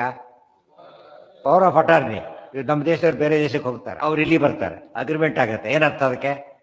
ಅವ್ನು ಮಾಡಿದ್ದೆಲ್ಲ ಎಂಟೈರ್ ಕಂಟ್ರಿ ಬೈಂಡಿಂಗ್. ಅವನೇನು ಮಾಡ್ಕೊಂಡು ಹೋಗ್ತಾನೆ ಆ ಕಂಟ್ರಿ ಬೈಂಡಿಂಗ್. ಅರ್ಥ ಬಂದಿರೋದು ಒಬ್ಬರನ್ನ ಹಾಕ್ತಾನೆ, ಹೆಸರಿಗೆ ಒಬ್ಬನೇ, ಪರಿವಾರ ಇರುತ್ತೆ ಅಷ್ಟೇ. ಬಟ್ ಇವ್ರು ಮಾಡಿದ್ದಕ್ಕೆ ಬೆಲೆ ಎಷ್ಟಿದೆ ಈಗ? ಅವ್ನು ಯಾರೋ ಮಾಡಿದ ಹಾಗೆಲ್ಲ ಕೇಳಕ್ಕೆ ಬರೋಲ್ಲ. ಅವ್ನು ರಾಯಭಾರಿಯಾಗಿ ಬಂದು ಮಾಡಿರೋದ್ರಿಂದ ಅವ್ನು ಮಾಡಿದ್ದು ಪೂರ್ತಿ ಒಪ್ಪಬೇಕು, ಬೇರೆ ದಾರಿನೇ ಇಲ್ಲ. ಸೊ ಇದು ಹನುಮಂತ ಹೇಳ್ತಾನೆ, ಇಷ್ಟೆಲ್ಲ ಆಗುತ್ತಾರೆ, ಹುಷಾರಾಗಿರು. ಸಪುತ್ರ ಮಿತ್ರ ಬಾಂಧವೋ ವಿನಾಶಮಾಶು ಯಾಸ್ಯಸಿ. ನೋದ ನಮಗೇನು ಅನ್ಸುತ್ತೆ? ಇವೆಲ್ಲ ನಾವು ತೊಗೊಂಡು ನಾವೇನು ಮಾಡಬೇಕು ಅಂತ ನಮಗೆ. ನಾವೇ ಸೀತಾನ ಅಪಹರಣ ಮಾಡಿಲ್ಲ ಬಂದಿಲ್ಲ, ನಮಗೆ ಯಾಕಂತ ಕೇಳಿದರೆ, ಸೀತಾ ಅಂದರೆ ಲಕ್ಷ್ಮಿ ಅಂದರೆ ಸಂಪತ್ತು ಇಟ್ಕೊಂಡಿದ್ದಾರೆ. ಏನರ್ಥ? ಆ ದೇವ್ರದ್ದು, ನಮ್ಮದಲ್ಲ ಅಂತ ಅರ್ಥ. ಸಂಪತ್ತು ಯಾರದಿದು? ದೇವ್ರದ್ದು. ಸರ್ಕಾರದ ಪ್ರಕಾರ ಕೂಡ ಹಾಗೇನೆ, ಮುಟ್ಗೋಲು ಹಾಕೋಬಹುದು, ಶಕ್ತಿ ಇದೆ ಅದಕ್ಕೆ. ಯಾತಕ್ಕೆ? ನಾವೆಲ್ಲ ಮುಟ್ಕೊಂಡು ಸರ್ಕಾರಕ್ಕೆ ಯಾಕೆ ಶಕ್ತಿ ಇದೆ? ಅದು ಅದ್ರ ಮೇಲೆ ಅಧಿಕಾರ ಇದೆ, ಗೊತ್ತಾಯ್ತಾ? ಸೈಟ್ ನಮ್ಮದೇ, ಪರ್ಮಿಷನ್ ತಗೋಬೇಕು. ಮತ್ತೆ ನೀವು ತೋಡ್ಬೇಕಾದ್ರೆ ಯಾರು ಸಿಕ್ತು, ನೀವು ಇಟ್ಕೊಳಗಿಲ್ಲ, ಯಾರಿಗೆ ಕೊಡ್ಬೇಕಂದ? ಇವ್ರು ಇಟ್ಕೊಂಡ್ಬಿಟ್ರೆ ಇಟ್ಕೊಳಕ್ಕೆ ಅಫೆನ್ಸ್ ಆಗುತ್ತೆ. ನನ್ನ ಸೈಟ್ ಅದು ನಿನ್ನ ಸೈಟ್ ಇರ್ಬೋದು, ಒಳಗಿಂದ ಅಲ್ಲ, ತಿಳಿತಿಲ್ಲ. ಇಷ್ಟರ ಮಟ್ಟಿಗೆ ಕಾನೂನಿದೆ, ಇದೆಲ್ಲ ಕಾನೂನೇ. ಆದ್ದರಿಂದ ನಿಮ್ಮಲ್ಲಿ ಏನು ಸಂಪತ್ತಿದೆ, ಏನು ಮಾಡ್ಬೇಕು? ನೀವೀಗ ದೇವ್ರಿಗೆ ಒಪ್ಪಿಸ್ಬೇಕು. ದೇವ್ರಿಗೆ ಒಪ್ಪಿಸಿ ನಮಗೇನು ಉಳಿಯುತ್ತೆ ಅಂತ ಕೇಳಿದರೆ ಅಲ್ಲ. ಹೇಗೆ ಒಪ್ಪಿಸೋಕೆ ಹೋಗ್ಬೇಕು? ಸಂಪತ್ತನ್ನು ಒಪ್ಪಿಸೋದು ಅಂದರೆ ಧನ ಧಾನ್ಯ, ಇದು ಮಾಡಿದ ಕೆಲಸ. ಯತ್ತರೋಷಿ ಯದಸ್ನಾಸಿ ಯಜ್ಜುಹೋಷಿ ದದಾಸೀತ್ ಯತ್ ತಪಸ್ಯಸಿ ಕೌಂತೇಯ ತತ್ಕುರುಷ್ವ ಮದರ್ಪಣ. ಇನ್ಕಮ್ ಟ್ಯಾಕ್ಸ್ ಕೊಡಬೇಕಾದ್ರೆ ಇನ್ಕಮ್ ಏನಂತ ಲೆಕ್ಕ ಹಾಕ್ಬೇಕು ಅವನೀಗ? From all sources. ಗೊತ್ತಾಯ್ತಲ್ಲ? ಬರೀ ಸಂಬಳ ಬೇರೆ ಯಾವುದೋ ಬಂತೀಗ ಅದೂ ಆ್ಯಡ್ ಮಾಡ್ಬೇಕು ಅದಕ್ಕೆ. ಅರ್ಥ ಆಯ್ತಾ ಈಗ? ಫ್ರಮ್ ಆಲ್ ಸೋರ್ಸಸ್ ಇನ್ಕಮ್ ಹೇಗೋ, ಫ್ರಮ್ ಆಲ್ ಸೋರ್ಸಸ್ ಯತ್ಕರೋಷಿ ಯದಸ್ನಾಸಿ ಯಜ್ಜುಹೋಷಿ ದದಾಸಿ ಯತ್ ತಪಸ್ಯಸಿ ಕೌಂತೇಯ ತತ್ಕುರುಷ್ವ ಮದರ್ಪಣ. ಕಾಯೇನ ವಾಚ ಮನಸ್ಸು ಏನೇನು ಮಾಡಿದ್ವಿ ಎಲ್ಲ ದೇವ್ರಿಗೆ ಒಪ್ಪಿಸ್ಬೇಕಾದ್ರೆ. ಅದು ಒಪ್ಪಿಸ್ತೋದ್ರೆ ಏನಾಯ್ತು ಈಗ? ಆಗಲೇ ಪರಿಷಬಲ್ ಅಂತ ವಿನಾಶಂ ಆಶು ಯಾಸ್ಯಸಿ. ಭಗವದ್ಗೀತೆಯಲ್ಲಿ ಬಂದಿರೋದು ಹಾಗೆ. ತೈರ್ದತ್ತಾನ್ ಅಪ್ರದಾಯೇಭ್ಯೋ ಯೋ ಭುಂಕ್ತೆ ಸ್ಥೇನ ಏವ ಸಹ. ದೇವರು ಕೊಟ್ಟಿದ್ದನ್ನು ದೇವ್ರಿಗೆ ಕೊಡದವ್ರು ಏನಂತ ಕರೀತಾರೆ? ಅವನ್ನ ಕಳ್ಳ ಅಂತ ಕರೀತಾರೆ. ಕಳ್ಳ ಸ್ಥೇನ ಏವ. ಸರ್ಕಾರದ ಪ್ರಕಾರನೂ ಕಳ್ಳನೇ. ಟ್ಯಾಕ್ಸ್ ಕೊಡದವ್ರು ಎಂಥ ಅಪರಾಧ ಅದು? ಕಳ್ತಾರ ಸರ್ಕಾರಕ್ಕೆ ಮೋಸ ಮಾಡಿದ ಪಾಪ ಬರುತ್ತೆ. ಆದ್ದರಿಂದ ಈಶಾವಾಸ್ಯವಿದಂ ಸರ್ವಂ ಯತ್ಕಿಂಚ ಜಗತ್ಯಾಂ ಜಗತ್ ಏನ ತ್ಯಕ್ತೇನ ಭುಂಜೀತಾ ಮಾಗೃತಃ ಕಸ್ಯ ಸಿದ್ಧ. ನಮ್ಮ ದೇಹ ಇಂದ್ರಿಯಗಳು ಏನವಲ್ಲ ಆಫೀಸ್ ವೆಹಿಕಲ್ ಇದ್ದಾಗ, ನಮ್ಮ ದೇಹ ಏನದು ಆಫೀಸ್ ವೆಹಿಕಲ್ ಇದ್ದಾಗ ಹೇಗೆ ಉಪಯೋಗಿಸ್ಬೇಕು ಅದನ್ನು? ಆಫೀಸ್ ಪರ್ಪಸ್ಗೆ ಉಪಯೋಗಿಸಿ, ಬೇರೆ ಪರ್ಪಸ್ಗೆ ಉಪಯೋಗಿಸಾಗಿಲ್ಲ. ಕೆಲವರು ಆಫೀಸ್ ಪರ್ಪಸ್ ಬಿಟ್ಟು ಎಲ್ಲರಿಗೂ ಉಪಯೋಗಿಸಿರ್ತಾರೆ. ಆಫೀಸ್ ಕೆಟ್ಟ ತಕ್ಷಣ ಇಲ್ಲಿಸ್ಬಿಡ್ತಾರೆ, ರಿಪೇರಿ ಮಾಡೋದು ಮತ್ತೆ ವಹಿಸ್ಬಿಡೋದು ಅಷ್ಟೇ. ಆ ರಿಪೇರಿ ತಾವು ಮಾಡಿಸಲ್ಲ, ರಿಪೇರಿ ಇಲ್ಲೋದು ಮತ್ತೆ ಹೋಯ್ತಿರೋದು, ಬೇರೆ ಕಡೆ ಎಲ್ಲೋ ತೋರಿಸ್ತಿರ್ತಾರೆ, ಬೇರೆ ದುಡ್ಡು ಕೊಟ್ಟು ಅಡ್ಜಸ್ಟ್ ಮಾಡ್ಕೊತಾನೆ ಇರ್ತಾರೆ. ಎಷ್ಟು ಅನ್ಯಾಯ. ಕರೆಕ್ಟ್ ಅರ್ಥ ಮಾಡಿಕೊಂಡ್ರೆ ಗೌರ್ಮೆಂಟ್ ಸರ್ವೆಂಟ್ ಹೇಗಿರಬೇಕು, ಗೌರ್ಮೆಂಟಿಗೆ ಲಾಯಲ್ ಆಗಿ ನಾವು ದೇವರಿಗೆ ಲಾಯಲ್ ಆಗಿರ್ಬೇಕು. ಎಲ್ಲೋರು ಏನಾಗುತ್ತದೋ ಈಗ ನಮ್ಗೆಲ್ಲರಿಗೂ ಸಂದೇಶ ಆಯ್ತು. ಈಗ ನಮ್ಗೆ ಏನು ಕೊಟ್ಟಿದ್ದಾರೆ ನಮ್ಮದಲ್ಲ, ಅದು ಯಾರ್ದದು? ದೇವರು ನಮ್ಮ ಹತ್ರ ಕೊಟ್ಟಿದ್ದಾರೆ ಅಷ್ಟೇ, ಉಪಯೋಗಿಸ್ಬೇಕು. ನಾವು ಉಪಯೋಗಿಸ್ತೇ ಹೋದರೆ ಅಥವಾ ಮಿಸ್ಯೂಸ್ ಮಾಡಿದರೆ ಏನು ಕೊಡ್ತಾರೆ? ಅದನ್ನು ಅಫೆನ್ಸ್ ಅಂತ ಕರೀತಾರೆ. ಮಿಸ್ಯೂಸ್ ಮಾಡೋ ಹಾಗಿಲ್ಲ. ನಮ್ಮ ಕಣ್ಣಲ್ಲ, ನಮ್ಮ ಇದಲ್ಲ, ದೇವ್ರು ಕೊಟ್ಟಿರೋದು. ನಮ್ಮ ಕಣ್ಣಾಗಿದ್ರೆ ಕಣ್ಣು ಹೋಗ್ತಾನೆ ಇರಲಿಲ್ಲ, ಯಾವಾಗ ಇರಬೇಕಾಗಿತ್ತು? ಕಣ್ಣು ಹೋಯ್ತು ಅಂದರೆ ನಮ್ಮ ಕೈಯಲ್ಲಿಲ್ಲ ಅಂತ ಆಯ್ತಲ್ಲ. ಈಗ ಸೊ ದೇವರು ಕೊಟ್ಟ ಕಣ್ಣು ಅಂದರೆ ದೇವ್ರ ಕೆಲಸಕ್ಕೆ ಉಪಯೋಗಿಸ್ಬೇಕು. ಅದಕ್ಕೆ ಆವರೋಗವೋ ನನಗೆ ದೇವಧನ್ವಂತ್ರಿ ಅಂತ ಹೇಳ್ಬೇಕಾದ್ರೆ ಗೋಪಾಲ ಅದೆಲ್ಲ ಹಾಡು ಹೇಳ್ತಾರೆ. ಕಣ್ಣಿನ ನೋಡ್ತಾ ಇಲ್ಲ, ಕಿವಿನ ಕೇಳ್ತಾ ಇಲ್ಲ ಅಂತ ಎಲ್ಲ ಅಫೆನ್ಸ್. ಕೃಷ್ಣಾವೃತ ಮಾಡೋ ಪೂರ್ತಿ ಅದೇನೆ. ಕಣ್ಣುಗಳಿಲ್ಲ ಹೋದರೆ ಕಣ್ಣು ತೊಗೊಂಡು ಏನು ಮಾಡ್ತೀಯಾ? ಕಣ್ಣು ಅಂತ ಕರೆಯೋದಿಲ್ಲ. ಎರಡು ಕಿವಿ ಕೇಳಲಿಲ್ಲ ದೇವ್ರ ಕಥೆನ, ಎರಡು ರಂಧ್ರಗಳು ಅಂತ ಅಷ್ಟೇ, ಹೋಲ್ಸ್ ಅಷ್ಟೇ, ಉಪಯೋಗ ಇಲ್ಲ ಅವೆಲ್ಲ ಕೂಡ. ಕೈಗಳಂತೆ ಎಂಥ ಕೈಗಳು ದೇವ್ರ ಪೂಜೆ ಮಾಡದೆ ಹೋದರೆ ಶಾವವು ಕರವು, ಹೆಣದ ಕೈಗಳು ಅಂತ ಕರೀತಾರೆ. ಎಷ್ಟು ಉಗ್ರವಾಗಿ ಬೈತಾರದು. ಅದೇ ಕಣ್ಣುಗಳು ನವಿಲಿನ ಕಣ್ಣುಗಳು ಅಂತ ಹೇಳ್ತಾರೆ. ಬರಹಾಯಿತೆ ರೋಚನೆ. ನವಿಲಿನ ಕಣ್ಣು ಅಂದ್ರೆ ಏನರ್ಥ? ಕಣ್ಣಿದ್ದಾಗಿದೆ ಕಾಣೋದಿಲ್ಲ ಅಂತ ಅರ್ಥ. ಕಣ್ಣಿದ್ದಾಗಿದೆ ಕಾಣ್ತಾ ಇಲ್ಲ. ಕುರುಡಿನ ಕಣ್ಣಿರುತ್ತೆ, ಆ್ಯಕ್ಚುಲಿ ಗುಡ್ಡೆಗಳೆಲ್ಲ ಇರುತ್ತೆ, ಕೆಲವ್ರಿಗೆ ಇರಲಿಕ್ಕೆಲ್ಲ ಇದ್ರೂ ಕೂಡ ಕಣ್ಣು ಕಾಣಿಸಲ್ಲ, ಕುರುಡನೇ.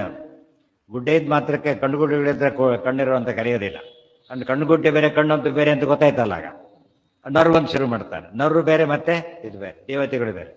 ಇವೆಲ್ಲ ಅರ್ಥ ಮಾಡಿಕೊಂಡ್ರೆ ಹನುಮಂತ ಕೊಟ್ಟ ಮೆಸೇಜ್ ಎಂಥದ್ದಿದೋ ಎಲ್ಲರಿಗೂ ಕೊಟ್ಟ ಮೆಸೇಜ್. ರಾವಣನ ಹೆಸರು, ರಾವಣನ ನೆನಪ ಮಾಡಿಕೊಂಡು ಅದು ಕೃಷ್ಣ ಹೇಳಿದ ಅರ್ಜುನನಿಗೆ ಕರ್ಮಣ್ಯೇವಾಧಿಕಾರಸ್ತೆ. ಅರ್ಜುನ ಕರ್ಮದಲ್ಲೇ ಅಧಿಕಾರ. ನಾವೇನು ಅರ್ಜುನಿಗೆ ಪಾಪ ಹೇಳಿದ್ದಲ್ಲ, ಅದು ಯಾರಿಗೆ ಹೇಳಿದ್ದು? ಎಲ್ಲರಿಗೆ ಹೇಳಿದ್ದು. ಆ ದೃಷ್ಟಿಯಿಂದ ಹನುಮಂತ ಹೇಳಿದ್ದು ಎಲ್ಲರಿಗೂ ಹೇಳಿದ ಸಂದೇಶ. ಯಾರು ಸಂಪತ್ತನ್ನು ಇಟ್ಕೊಂಡಿರ್ತಾರೆ ಅದನ್ನು ದೇವರಿಗೆ ಅರ್ಪಣೆ ಮಾಡದೆ ಹೋದರೆ ಅದೇನಲ್ಲ, ವಿನಾಶಕ್ಕೆ ಕಾರಣ, ಉದ್ಧಾರಕ್ಕೆ ಕಾರಣ ಆಗೋದೇ ಇಲ್ಲ. ಸ್ವಪುತ್ರ ಮಿತ್ರ ಬಾಂಧವೋ ವಿನಾಶಮಾಶು ಯಾಸ್ಯಸಿ, ವಿನಾಶಂ ಯಾಸ್ಯಸಿ ಆಶು ಯಾಸ್ಯಸಿ. ಆಶುರ ಮುಂದೆ ಒಂದು ತಿಂಗಳು ಅಷ್ಟೇ ಎಲ್ಲವೂ ಸತ್ಯ, ಸಂಪೂರ್ಣ ವಂಶ ನಿರ್ವಂಶ. ಹನುಮಂತನ ರಾಯಭಾರ ಆದ ಒಂದು ತಿಂಗಳಿಗೆ ರಾವಣ ಸಂಪೂರ್ಣ ನಾಶವಾಗ್ತಾನೆ. ಕೃಷ್ಣನ ರಾಯಭಾರ ಒಂದು ತಿಂಗಳಿಗೆ ದುರ್ಯೋಧನ ಸಂಪೂರ್ಣ ನಾಶ ಆಗ್ತಾನೆ. ಒಂದೇ ತಿಂಗಳು ಟೈಮ್, ಅದು ಟೈಮ್ ಬೌಂಡ್. ಆದ್ದರಿಂದ ಬೇಗ ಸಾಯ್ತಾನೆ. ನರಾಮ ಬಾಣ ಧಾರಣೆ ಕ್ಷಮಾ ಸುರೇಶ್ವರ ಅಪಿ ವಿರಿಂಚಿ ಶರ್ವಪೂರ್ವಕಃ ಕಿಮು ತ್ವಮಲ್ಪಸಾರಕಃ. ಆಗ ಹೇಳ್ಬೋದು, ಏನಂತ ತಿಳ್ಕೊಂಡಿದ್ಯಾ? ನನ್ನಲ್ಲಿ ಯಾರಿದ್ದಾರೆ ಗೊತ್ತಾ? ನನಗೆ ಬ್ರಹ್ಮದೇವ್ರ ವರ ಇದೆ, ರುದ್ರದೇವ್ರ ವರ ಇದೆ. ನನ್ನ ಮಗ ಇಂದ್ರಜಿತ್ ಏನು ಮಾಡಿದ್ದಾನೆ? ಇಂದ್ರನೇ ಗೆದ್ದಿದ್ದಾನೆ ಅವನು.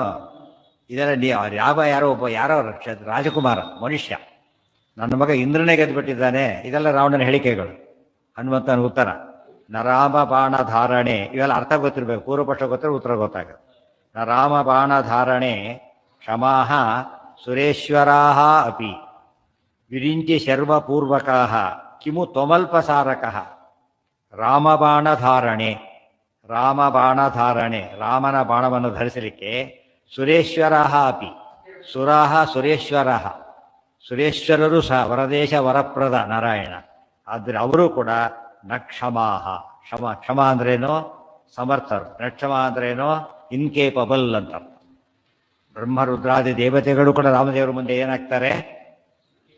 ಏನೂ ಆಗೋದಿಲ್ಲ, ನಿಲ್ಲಕ್ಕಾಗೋದಿಲ್ಲ. ನಾ ರಾಮಬಾಣ ಧಾರಣೆ ಕ್ಷಮಾಹ ಸುರೇಶ್ವರ ಅಪಿ. ಯಾರು ಸುರೇಶ್ವರರು ಅಂತ ಕೇಳಿದರೆ, ಸುರೇಶ್ವರ ಇಂದ್ರ ಅಂತ ಅರ್ಥ ಆಗುತ್ತೆ. ನನ್ನ ಬಗ್ಗೆ ಇಂದ್ರ ಗೆದ್ದಿದ್ದಾನೆ ಕೇಳಿದರೆ ಆ ಸುರೇಶ್ವರ ಅಲ್ಲ. ವಿರಿಂಚಿ ಶರ್ವಪೂರ್ವಕಃ. ವಿರಿಂಚಿ ಯಾರು? ಬ್ರಹ್ಮದೇವರು. ಶರ್ವ ಯಾರು? ರುದ್ರದೇವರು. ಪೂರ್ವಕ ಬದಲಾದವರು. ಬ್ರಹ್ಮ ಶಿವ ಪೂರ್ವಕಃ ಅಂತ.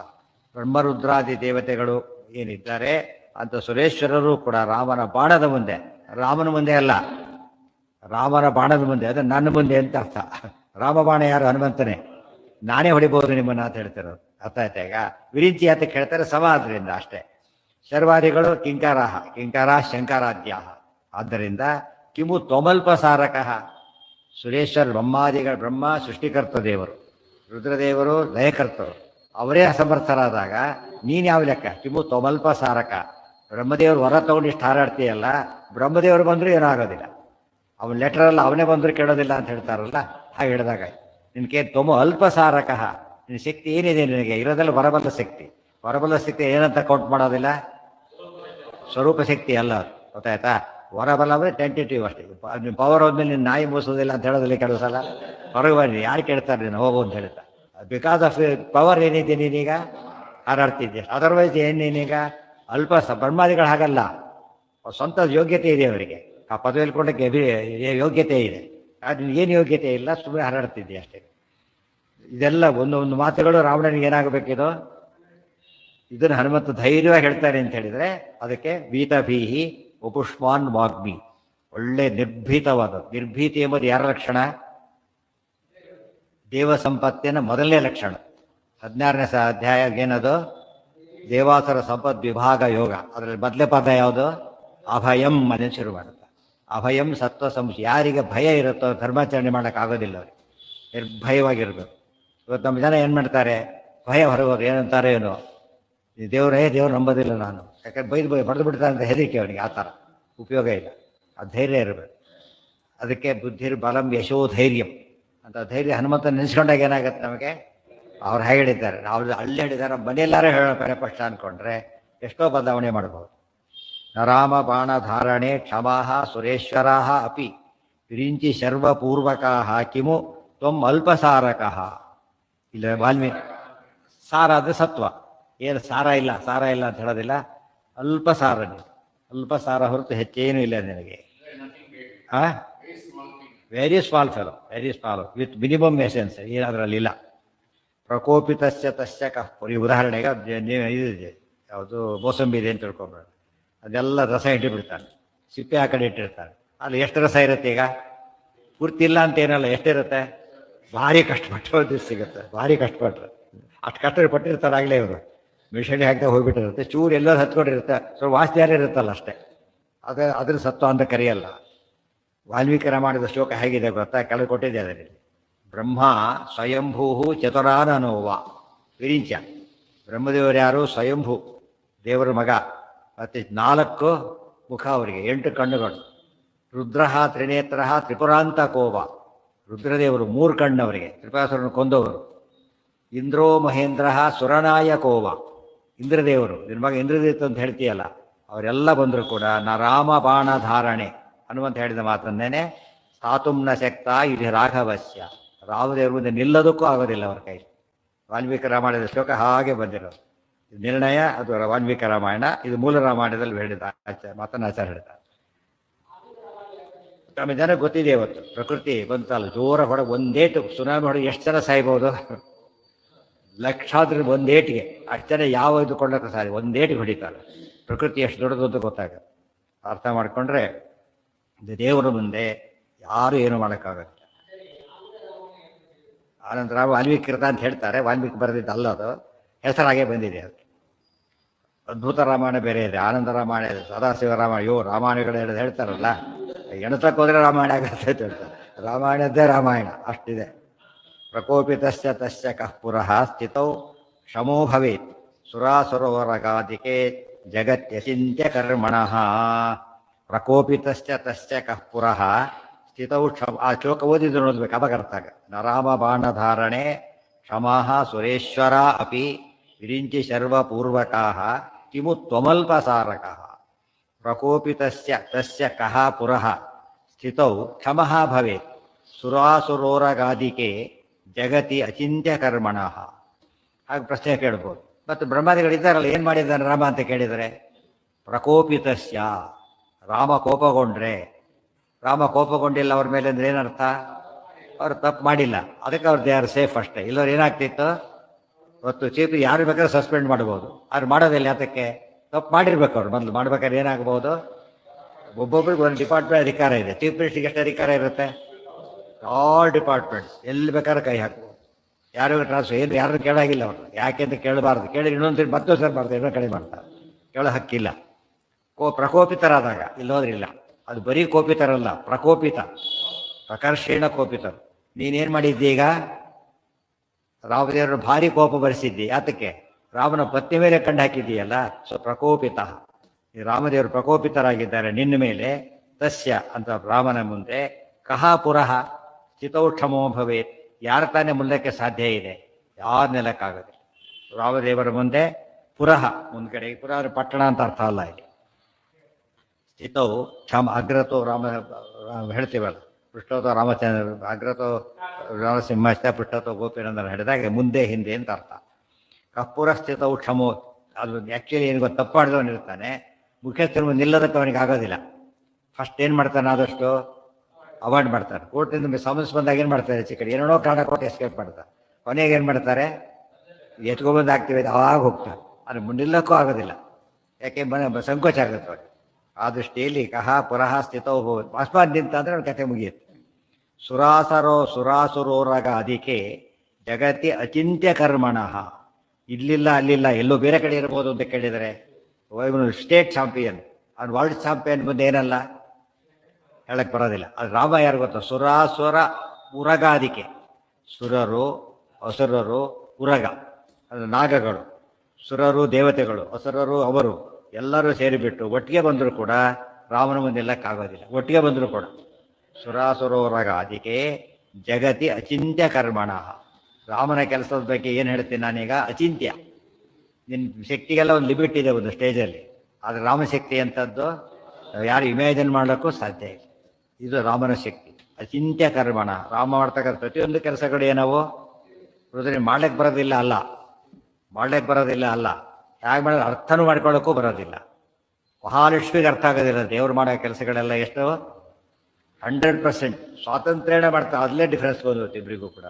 ಸ್ವಾತಂತ್ರ್ಯನ ದೇವ್ರು ಪ್ರಳಯ ಜಲದಿರುಳ್ಳ ನಾವೆಯು ಹೊಲಬುಗಾಣದೆ ಸುತ್ತು ಒಂದದಿ. ಹರಿಕಥಾಮೃತ ಹೇಳ್ತಾರೆ, ದೊಡ್ಡ ಸಮುದ್ರ, ಉಕ್ಕೆ ಸುನಾಮಿ ಬಂದ್ಬಿಟ್ಟಿದೆ, ಚಿಕ್ಕ ದೋಣಿ ಇಟ್ಕೊಂಡ್ರೆ ಏನು ಗತಿ ಆಗ್ಬೇಕು ಅದಕ್ಕೆ? ರಮಾದೇವಿ ಜಗತ್ತಿನ ಅಷ್ಟು ದೊಡ್ಡವರು, ದೇವ್ರ ಬಗ್ಗೆ ವಿಚಾರ ಮಾಡ್ಲಿಕ್ಕೆ ಕೊಟ್ಟಾಗ ಏನಾಗ್ತಾರೆ? ಅಷ್ಟು ಮಟ್ಟಿಗೆ ಇದಾಗಬೇಕು, ಗುಣದ ಕಡಿಮೆ ಇದ್ದಾರೆ. ನೀನೇ ಅಲ್ಲಿ ಯಾವ ಲೆಕ್ಕ ಅಂತ ಹೇಳ್ತಾರೆ. ಅಚಿಂತ್ಯ ಕರ್ಮಣಃ ಪ್ರಕೋಪಿತಸ್ಯ ಕಃ ಪುರಃ ಸ್ಥಿತೌ ಕ್ಷಮಃ ಭವೇತ್. ಸುರಾಸುರೋರಗಾದಿಕೆ ಜಗತಿ ಅಚಿಂತ್ಯ ಕರ್ಮಣಃ. ಇದು ರಾಮದೇವರ ಮಹಿಮೆ. ಇಷ್ಟು ಹನುಮಂತನ ಮಾತುಗಳು ಅವೈಹಿಯಿಂದ ಹಿಡಿದು ಅಚಿಂತ್ಯ ಕರ್ಮಣವರೆಗೂ ಕೂಡ ಹನುಮಂತ 4 ಶ್ಲೋಕ. ಈ 4 ಶ್ಲೋಕದ ಎಫೆಕ್ಟ್ ವಾಲ್ಮೀಕಿ ರಾಮಾಯಣ ಓದಿದಾಗ ಅಲ್ಲಿ ತುಂಬ ಶ್ಲೋಕಗಳಿವೆ. ಅಲ್ಲಿ ಅದರ ಎಲ್ಲದರ ಸಾರ ಪ್ಲಸ್ ಅದಕ್ಕಿಂತ ಹೆಚ್ಚು ಗೊತ್ತಾಯ್ತು. ಅಷ್ಟನ್ನು ಆಚಾರ್ಯ ಹೇಳಿದ್ದಾರೆ ಇದರೊಳಗೆ. ಇತೀರಿತೆ ವಧೋದ್ಯತಂ ನ್ಯವಾರಯದ್ ವಿಭೀಷಣ ಸಪುಚ್ಛತಾಹ ಕರ್ಮಣಿ ನ್ಯಯೋಜಯನ್ ನಿಶಾಚರ. ಇತೀರಿತೆ, ಇತಿ ಈರಿತೆ, ಹೀಗೆ ಹನುಮಂತ ಹೇಳಿದಾಗ ರಾವಣ ಸಿಟ್ಟು ಬಂತು. ಏನು ಮಾಡಿದ ಅವನು? ವಧೋದ್ಯತಂ ನ್ಯವಾರಯತ್ ವಿಭೀಷಣ ಸಹ ಪುಚ್ಛತಾಹ ಕರ್ಮಣಿ ನ್ಯಯೋಜಯತ್ ನಿಶಾಚರ. ಇತೀರಿತೆ, ಹೀಗೆ ಹೇಳಿದಾಗ ರಾವಣ ಸಿಟ್ಟು ಬಂತು. ಏನು ಮಾಡಿದ? ವಧೋದ್ಯತಂ, ಈ ಕಪಿಯನ್ನು ಕೊಂದುಬಿಡಿ ಅಂತ ಹೇಳ್ಬಿಡಿ, ಈ ಕಪಿಯನ್ನು ಕೊಂದು ಹಾಕಿಬಿಡಿ. ತಕ್ಷಣ ಏನು ಮಾಡಿದ ವಿಭೀಷಣ? ನ್ಯವಾರಯ ದೂತೋ ನವಧ್ಯ ಇತಿ. ರಾಯಭಾರಿಯನ್ನು ಕೊಲ್ಲಬಾರ್ದು, ಹಾಗೆಲ್ಲ. ಇವತ್ತು ಅಷ್ಟೇ ರಾಯಭಾರಿಯನ್ನು ಕೊಲ್ಲ ಹಾಗಿಲ್ಲ, ಒಂದು ದೊಡ್ಡ ಅಫೆನ್ಸ್ ಅದು. ಒಂದು ಗೊತ್ತಾಯ್ತಾ? ಆ ತಪ್ಪನ್ನು ಇಬ್ಬರು ಮಾಡ್ತಾರೆ. ರಾವಣನೂ ಮಾಡ್ಲಿಕ್ಕೆ ಹೋಗ್ತಾನೆ, ದುರ್ಯೋಧನ ಮಾಡ್ಲಿಕ್ಕೂ ಹೋಗ್ತಾನೆ. ಕೃಷ್ಣನ ಕಟ್ಟೆ ಹಾಕಿಬಿಡೋದು, ಇದು ಮಾಡಿ ಏನೋಣ ಮಾಡಕ್ಕೆ ಹೋಗ್ತಾನೆ, ಆಯ್ತಾ.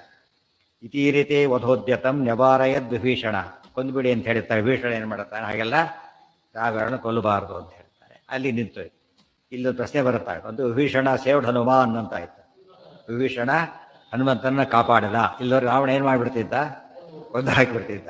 ಇದು ಹೇಳಿದ್ರೆ ಹೇಳ್ತಾರೆ ದೊಡ್ಡತನ. ಈಗಲೇ ರಾವಣ ಮಾಡಿರೋ ಕೆಲಸ ಏನು? ಕೊಲ್ಲಕ್ಕೆ ಪ್ರಯತ್ನ ಪಟ್ಟಿದ್ದೆ ಎಷ್ಟೊತ್ತಾಗಿರೋದು. ಅಷ್ಟು ಸೈನ್ಯ ಹೋಯಿತು, ಮಗ ಹೋದ, ಮಂತ್ರಿಗಳ ಮಕ್ಕಳು ಹೋದರು, ಬ್ರಹ್ಮಾಸ್ತ್ರ ವೇಸ್ಟ್ ಆಯಿತು, ಇಷ್ಟೆಲ್ಲ ಆಗೋಗ್ಬಿಟ್ಟಿದೆ. ಇನ್ನೇನು ಯಾರು ಕೊಲ್ಬೇಕು? ಅವನು ಹನುಮಂತನ ಯಾರು ಕೊಲ್ಬೇಕೀಗ?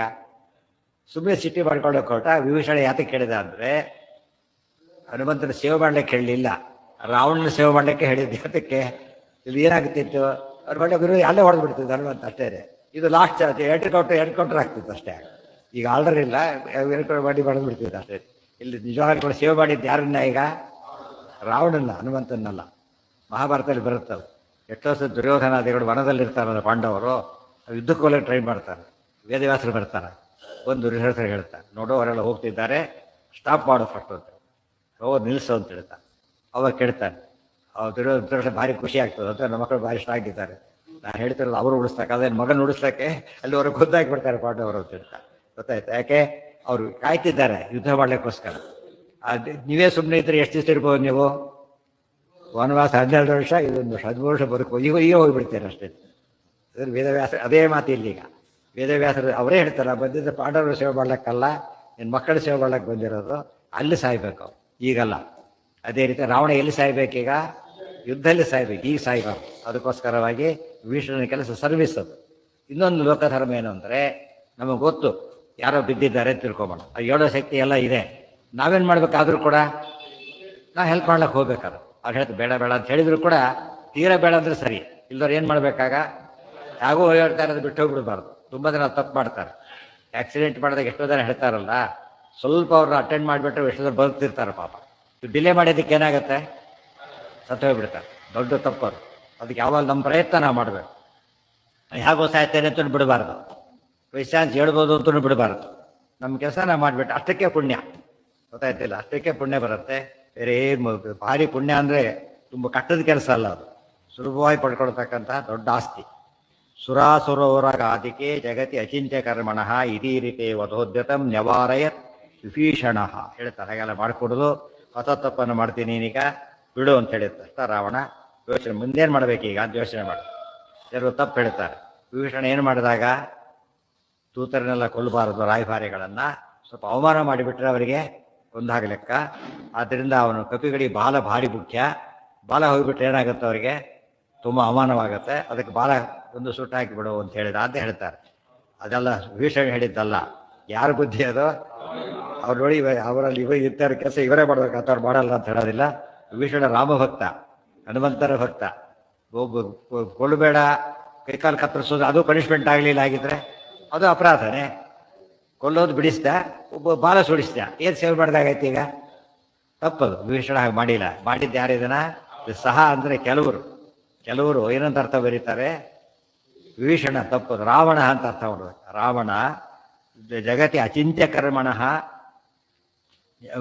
ಪುಚ್ಛದಾಹ ಕರ್ಮಣಿ ನಯೋಜಯತ್. ಪುಚ್ಛದಾಹ ಕರ್ಮಣಿ, ಪುಚ್ಛ ಅಂದರೆ ಬಾಲ, ದಾಹ ಅಂದರೆ ಸುಡೋದು, ಕರ್ಮ ಅಂದರೆ ಕೆಲಸ. ಬಾಲ ಸುಡುವ ಕೆಲಸದಲ್ಲಿ ತೊಡಗಿಸಿದಾರ. ಭಾರಿ ಮುಖ್ಯ ಕಪಿಗಳಿಗೆ ಬಾಲ ಅಂದರೆ ಬಾಲನ ಕತ್ತರಿಸಿ ಸುಟ್ಟಾಕಿಬಿಡಿ ಅಂತ ಹೇಳಿ. ದಾಹ ಕರ್ಮಣಿ ಯಾರ ಎಷ್ಟಿದೆ ಇಷ್ಟ ಆಯ್ತು ಅವನು ಕೊಲ್ಲಬೇಡ ಅಂತ ಹೇಳ್ದ, ಕೊಂದಿಲ್ಲ. ಇದನ್ನು ಮಾಡ್ತೀವಿ ಸುಮ್ಮನೆ ಇರುವ ಅಣ್ಣ ಜೋರು ಮಾಡೋದು ಅಷ್ಟೇ. ಗೊತ್ತಾಯ್ತಾ? ಅದು ಇವರು ಹಣೆ ಬರ ಗೊತ್ತಾಗ್ತದೆ. ಅದು ಗೊತ್ತಾಯ್ತು. ಈಗ ಬಾಲ ಸುಳ್ಳಕ್ಕೋರೆ ಹಣೆ ಬರ ಇಷ್ಟ ಆಯಿತು, ಗೊತ್ತು ಇಂಡಿಯನ್ ಆಗ್ತಿತ್ತು ಅಂತ. ಬಾಲ ಸುಳ್ಳಕ್ಕೋರೆ ಇಷ್ಟು ಮಾಡ್ಕೊಂಡಿದ್ದೀಯಾ, ಅದಕ್ಕೆ ಇಷ್ಟಾಗಲಿ ಅಂತ ಅಷ್ಟೇ. ಬುದ್ಧಿ ಬರಲಿ ಅವರಿಗೆ, ಅಷ್ಟು ಸಾಕು. ಇತೀರಿತೆ ವಧೋದ್ಯತಂ ನ್ಯವಾರಯದ್ ವಿಭೀಷಣ ಸಪುಚ್ಛದಾಹ ಕರ್ಮಣಿ ನಯೋಜಯತ್ ನಿಶಾಚರ. ನಿಶಾಚರರು ಅವರು ಮೂರ್ಖರು, ಇವನು ಮೂರ್ಖ ಅಂತ. ನಿಶಾಚರೇಶ್ವರ ಇವನು, ನಿಶಾಚರರು ದಡ್ಡ, ಭಾರಿ ದಡ್ಡ ಸಿಕ್ಕಾಮಣಿಯವರು. ಕಳಿಸಿ ಅವರೆಲ್ಲ ಶುರು ಮಾಡಿದ್ದಾರೆ ಕೆಲಸ ಮಾಡಲಿಕ್ಕೆ. ಅಥಾಶ್ಯಸ್ತ್ರ ಸಂಚಯೈ ಪಿಥಾಯ ಪುಚ್ಛಭಗ್ನಯೇ ದದುರ್ದದಾಹನಶ್ಯ ತತ್ ಮರುತ್ಸಕೋ ಹುತಾಶನಃ. ಅವ್ರೇನು ಮಾಡಿದ್ರಾಗ? ಅಥ ಅಸ್ಯ ವಸ್ತ್ರ ಸಂಚಯೈ ಪಿಧಾಯ ಪುಚ್ಛಂ ಅಗ್ನಯೇ ದದುಹು ದದಾಹ ನ ಅಸ್ಯ ತತ್ ಮರುತ್ಸಕಃ ಹುತಾಶನಃ. ಅಥ ಆ ಬಳಿಕ ಅಸ್ಯ ವಸ್ತ್ರ ಸಂಚಯೈ ಪಿಧಾಯ ಪುಚ್ಛಂ, ಅಸ್ಯ ಪುಚ್ಛಂ ಹನುಮಂತನ ಪುಚ್ಛವನ್ನು ವಸ್ತ್ರ ಸಂಚಯೈ ಪಿಧಾಯ ವಸ್ತ್ರಗಳ ರಾಶಿಯಿಂದ ಚೆನ್ನಾಗಿ ಸುತ್ತಿದ್ರು, ಕಟ್ಟಿದ್ರು. ಚೆನ್ನಾಗಿ ಉರಿಬೇಕಲ್ಲ ಅದು, ಅದಕ್ಕೋಸ್ಕರ ಚೆನ್ನಾಗಿ ಅದನ್ನು ಬಾಲಗಳು ಬಟ್ಟೆ ಸುತ್ತಿದ್ರು ಫಸ್ಟ್ ಕ್ಲಾಸಾಗಿ. ಆಮೇಲೆ ಸಂಚಯೈ ಪಿಧಾಯ ದದುಹು ಏನು ಮಾಡಿದ್ರು ಮುಂದೆ? ಅಗ್ನಿಂ ದದುಹು, ಅಗ್ನಯೇ ದದುಹು ಅಂದರೆ ಬೆಂಕಿ ಇಟ್ಟರು ಅಂತ ಅರ್ಥ. ಅಂದರೆ ಬಟ್ಟೆ ಸುತ್ತಿದ್ರು, ಎಣ್ಣೆನೂ ಹಾಕಿದರು. ಬಟ್ಟೆ ಸುತ್ತಿದ್ರು, ಬಟ್ಟೆ ಹನುಮಂತ ತಮಾಷೆ ಮಾಡ್ತಾರೆ, ಆನಂದರ ಮಾಡಿದವ್ರಿಗೆ.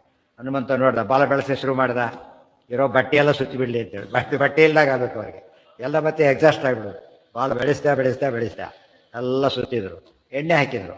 ಅದು ಪ್ರಪೋರ್ಷನ್ಟಾಗಿ ಎಣ್ಣೆ ಹಾಕಬೇಕಲ್ಲ, ಆಯಿಲ್ ಪ್ರಾಬ್ಲಮ್, ಎಣ್ಣೆನೂ ಖಾಲಿ ಆಗಬೇಕು. ಅಂದರೆ ಎಣ್ಣೆನೂ ಇಲ್ಲ ಅವನಿಗೆ, ಬಟ್ಟೆನೂ ಇಲ್ಲ. ಅಂದರೆ ದೊಡ್ಡ ಒಳ್ಳೆಯವ್ರಿಗೆ ಕೆಟ್ಟದ್ದು ಮಾಡೋಕ್ಕೋರು ಏನಾಗುತ್ತೆ? ಅವರಿಗೆ ನಾಶ ಆಗುತ್ತೆ ಹೊರತು ಅವ್ರಿಗೇನು ಕೆಟ್ಟದಾಗೋದೇ ಇಲ್ಲ. ಆಮೇಲೆ ಬೆಂಕಿ ಇಟ್ಟರು. ಇಲ್ಲಿ ನೋಡಿ, ಅಷ್ಟು ಬಟ್ಟೆ ಸುತ್ತಿ ಎಣ್ಣೆ ಹಾಕಿ ಬಾಲಕ್ಕೆ ಬೆಂಕಿ ಇಟ್ಟರೆ ಹೇಗೆ ಉರಿಬೇಕದು? ದಗ್ಗತ್ತವ್ರು ದೂರ ಬಿಡ್ಬೇಕು ಅಷ್ಟೇ. ಬರೀ ಬೆಂಕಿ ಇಟ್ಟರೆ ಎಸ್ಕೇಪ್ ಆಗೋದು ಕಷ್ಟ. ಗೊತ್ತಾಯ್ತು? ಏನು ಹಾಕದೇನೆ ಬಟ್ಟೆ ಬೆಂಕಿ ಬಿಟ್ಟರು ಸುಟ್ಟೋಗ್ಬಿಡ್ತಾರೆ ಪಾಪ. ಅಲ್ಲಿ ಅದು ತಪ್ಪಿಸ್ಕೊಳ್ಳೋದ್ರಾಗ ಆಗೋದು. ಅಂಥ ಹೊತ್ತಿನಲ್ಲಿ ಅಷ್ಟು ಬಟ್ಟೆ ಅಷ್ಟು ಎಣ್ಣೆ ಹಚ್ಚಿದ್ದು ಬರೀ ಬಾಲಕ್ಕೆ ತಗ್ಗದ್ದವ್ರು ಸುಟ್ಟು ಬೀಳೋಕ್ಕೆಲ್ಲ ಏನಿಲ್ಲ.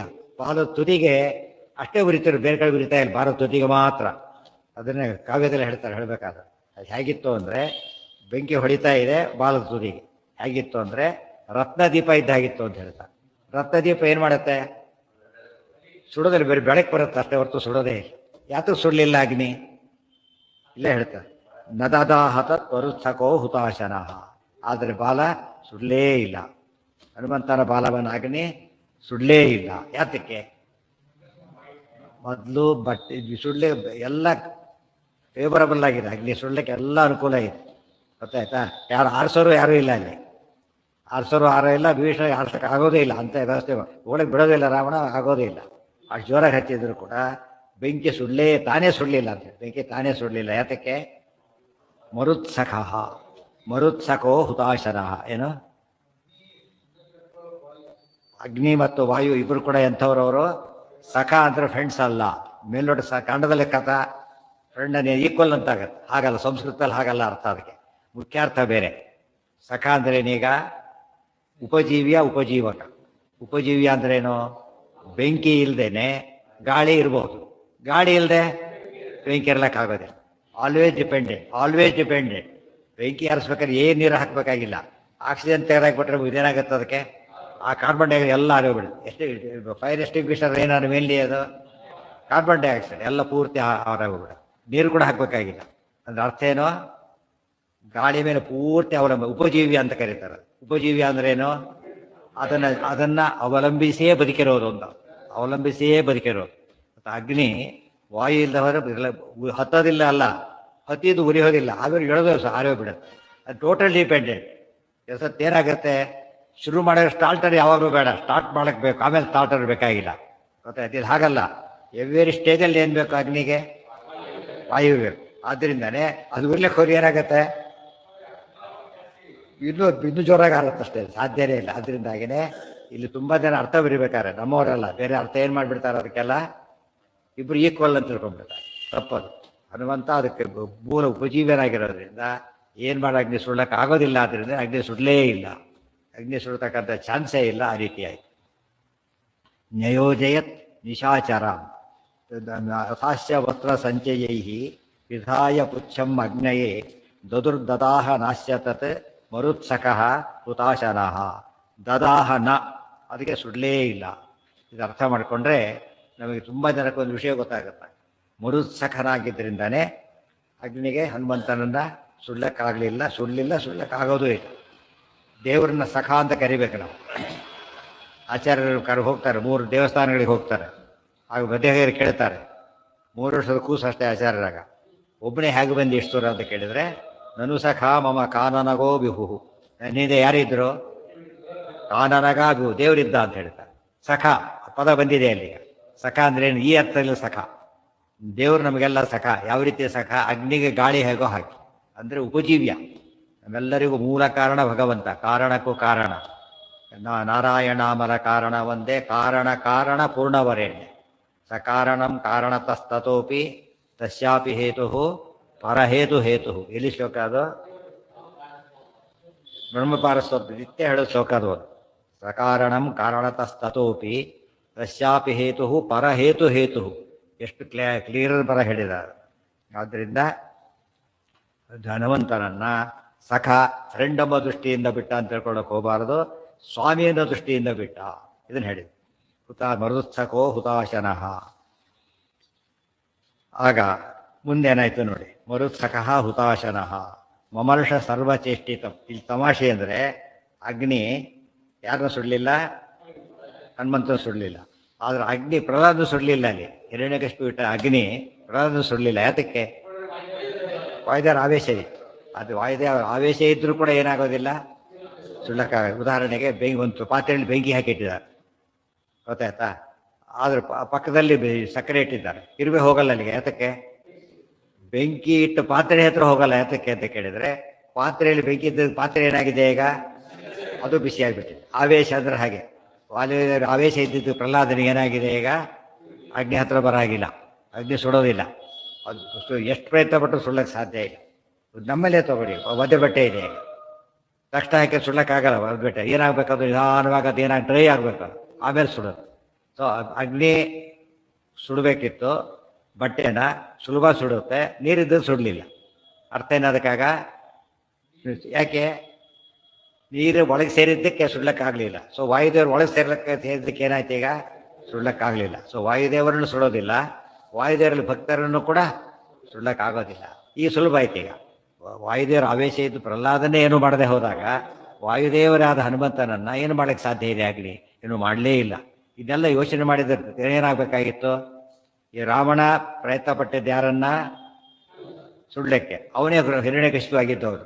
ಅವರೇನು ಪ್ರಯತ್ನ ಮಾಡಿದ? ಪ್ರಹ್ಲಾದ ಕೊಂಡ ಅದೇ ವ್ಯಕ್ತಿನೇ, ಸೇಮ್ ಹಿರಣ್ಯಕಶಿಪು ಇದು ರಾವಣ. ಗೊತ್ತಾಯ್ತಾ? ಹಿರಣ್ಯಕಶಿಪು ಆಗಿದ್ದಾಗ ವಾಯುದೇವರ ಆವೇಶ ಇದ್ದ ಮಗನನ್ನು ಸುಳ್ಳಕ್ಕೆ ಹೊರಟ, ಇಲ್ಲಿ ವಾಯುದೇವರನ್ನೇ ಸುಳ್ಳಕ್ಕೆ ಹೊರಟ. ಎಲ್ಲರಲ್ಲೂ ಫೇಲ್ ಆಯ್ತು. ಅರ್ಥ ಮಾಡ್ಕೋಬೇಕಾಗಿತ್ತು ಅವ್ರು, ಯಾಕೆ ಹೀಗಾಗ್ತಾ ಇದೆ ಅಂತ ತಿಳ್ಕೊಂಡಿದ್ರೆ ಭಕ್ತಿ ಬರ್ತಿತ್ತ. ಯೋಚನೆ ಮಾಡಲೇ ಇಲ್ಲ, ಭಾರಿ ದುರಂತ ಇದೆ. ಮತ್ತು ಇನ್ನೂ ಕೆಲವಿದೆ, ಸ್ವಾರಸ್ಯ ಹೇಳ್ತಾರೆ.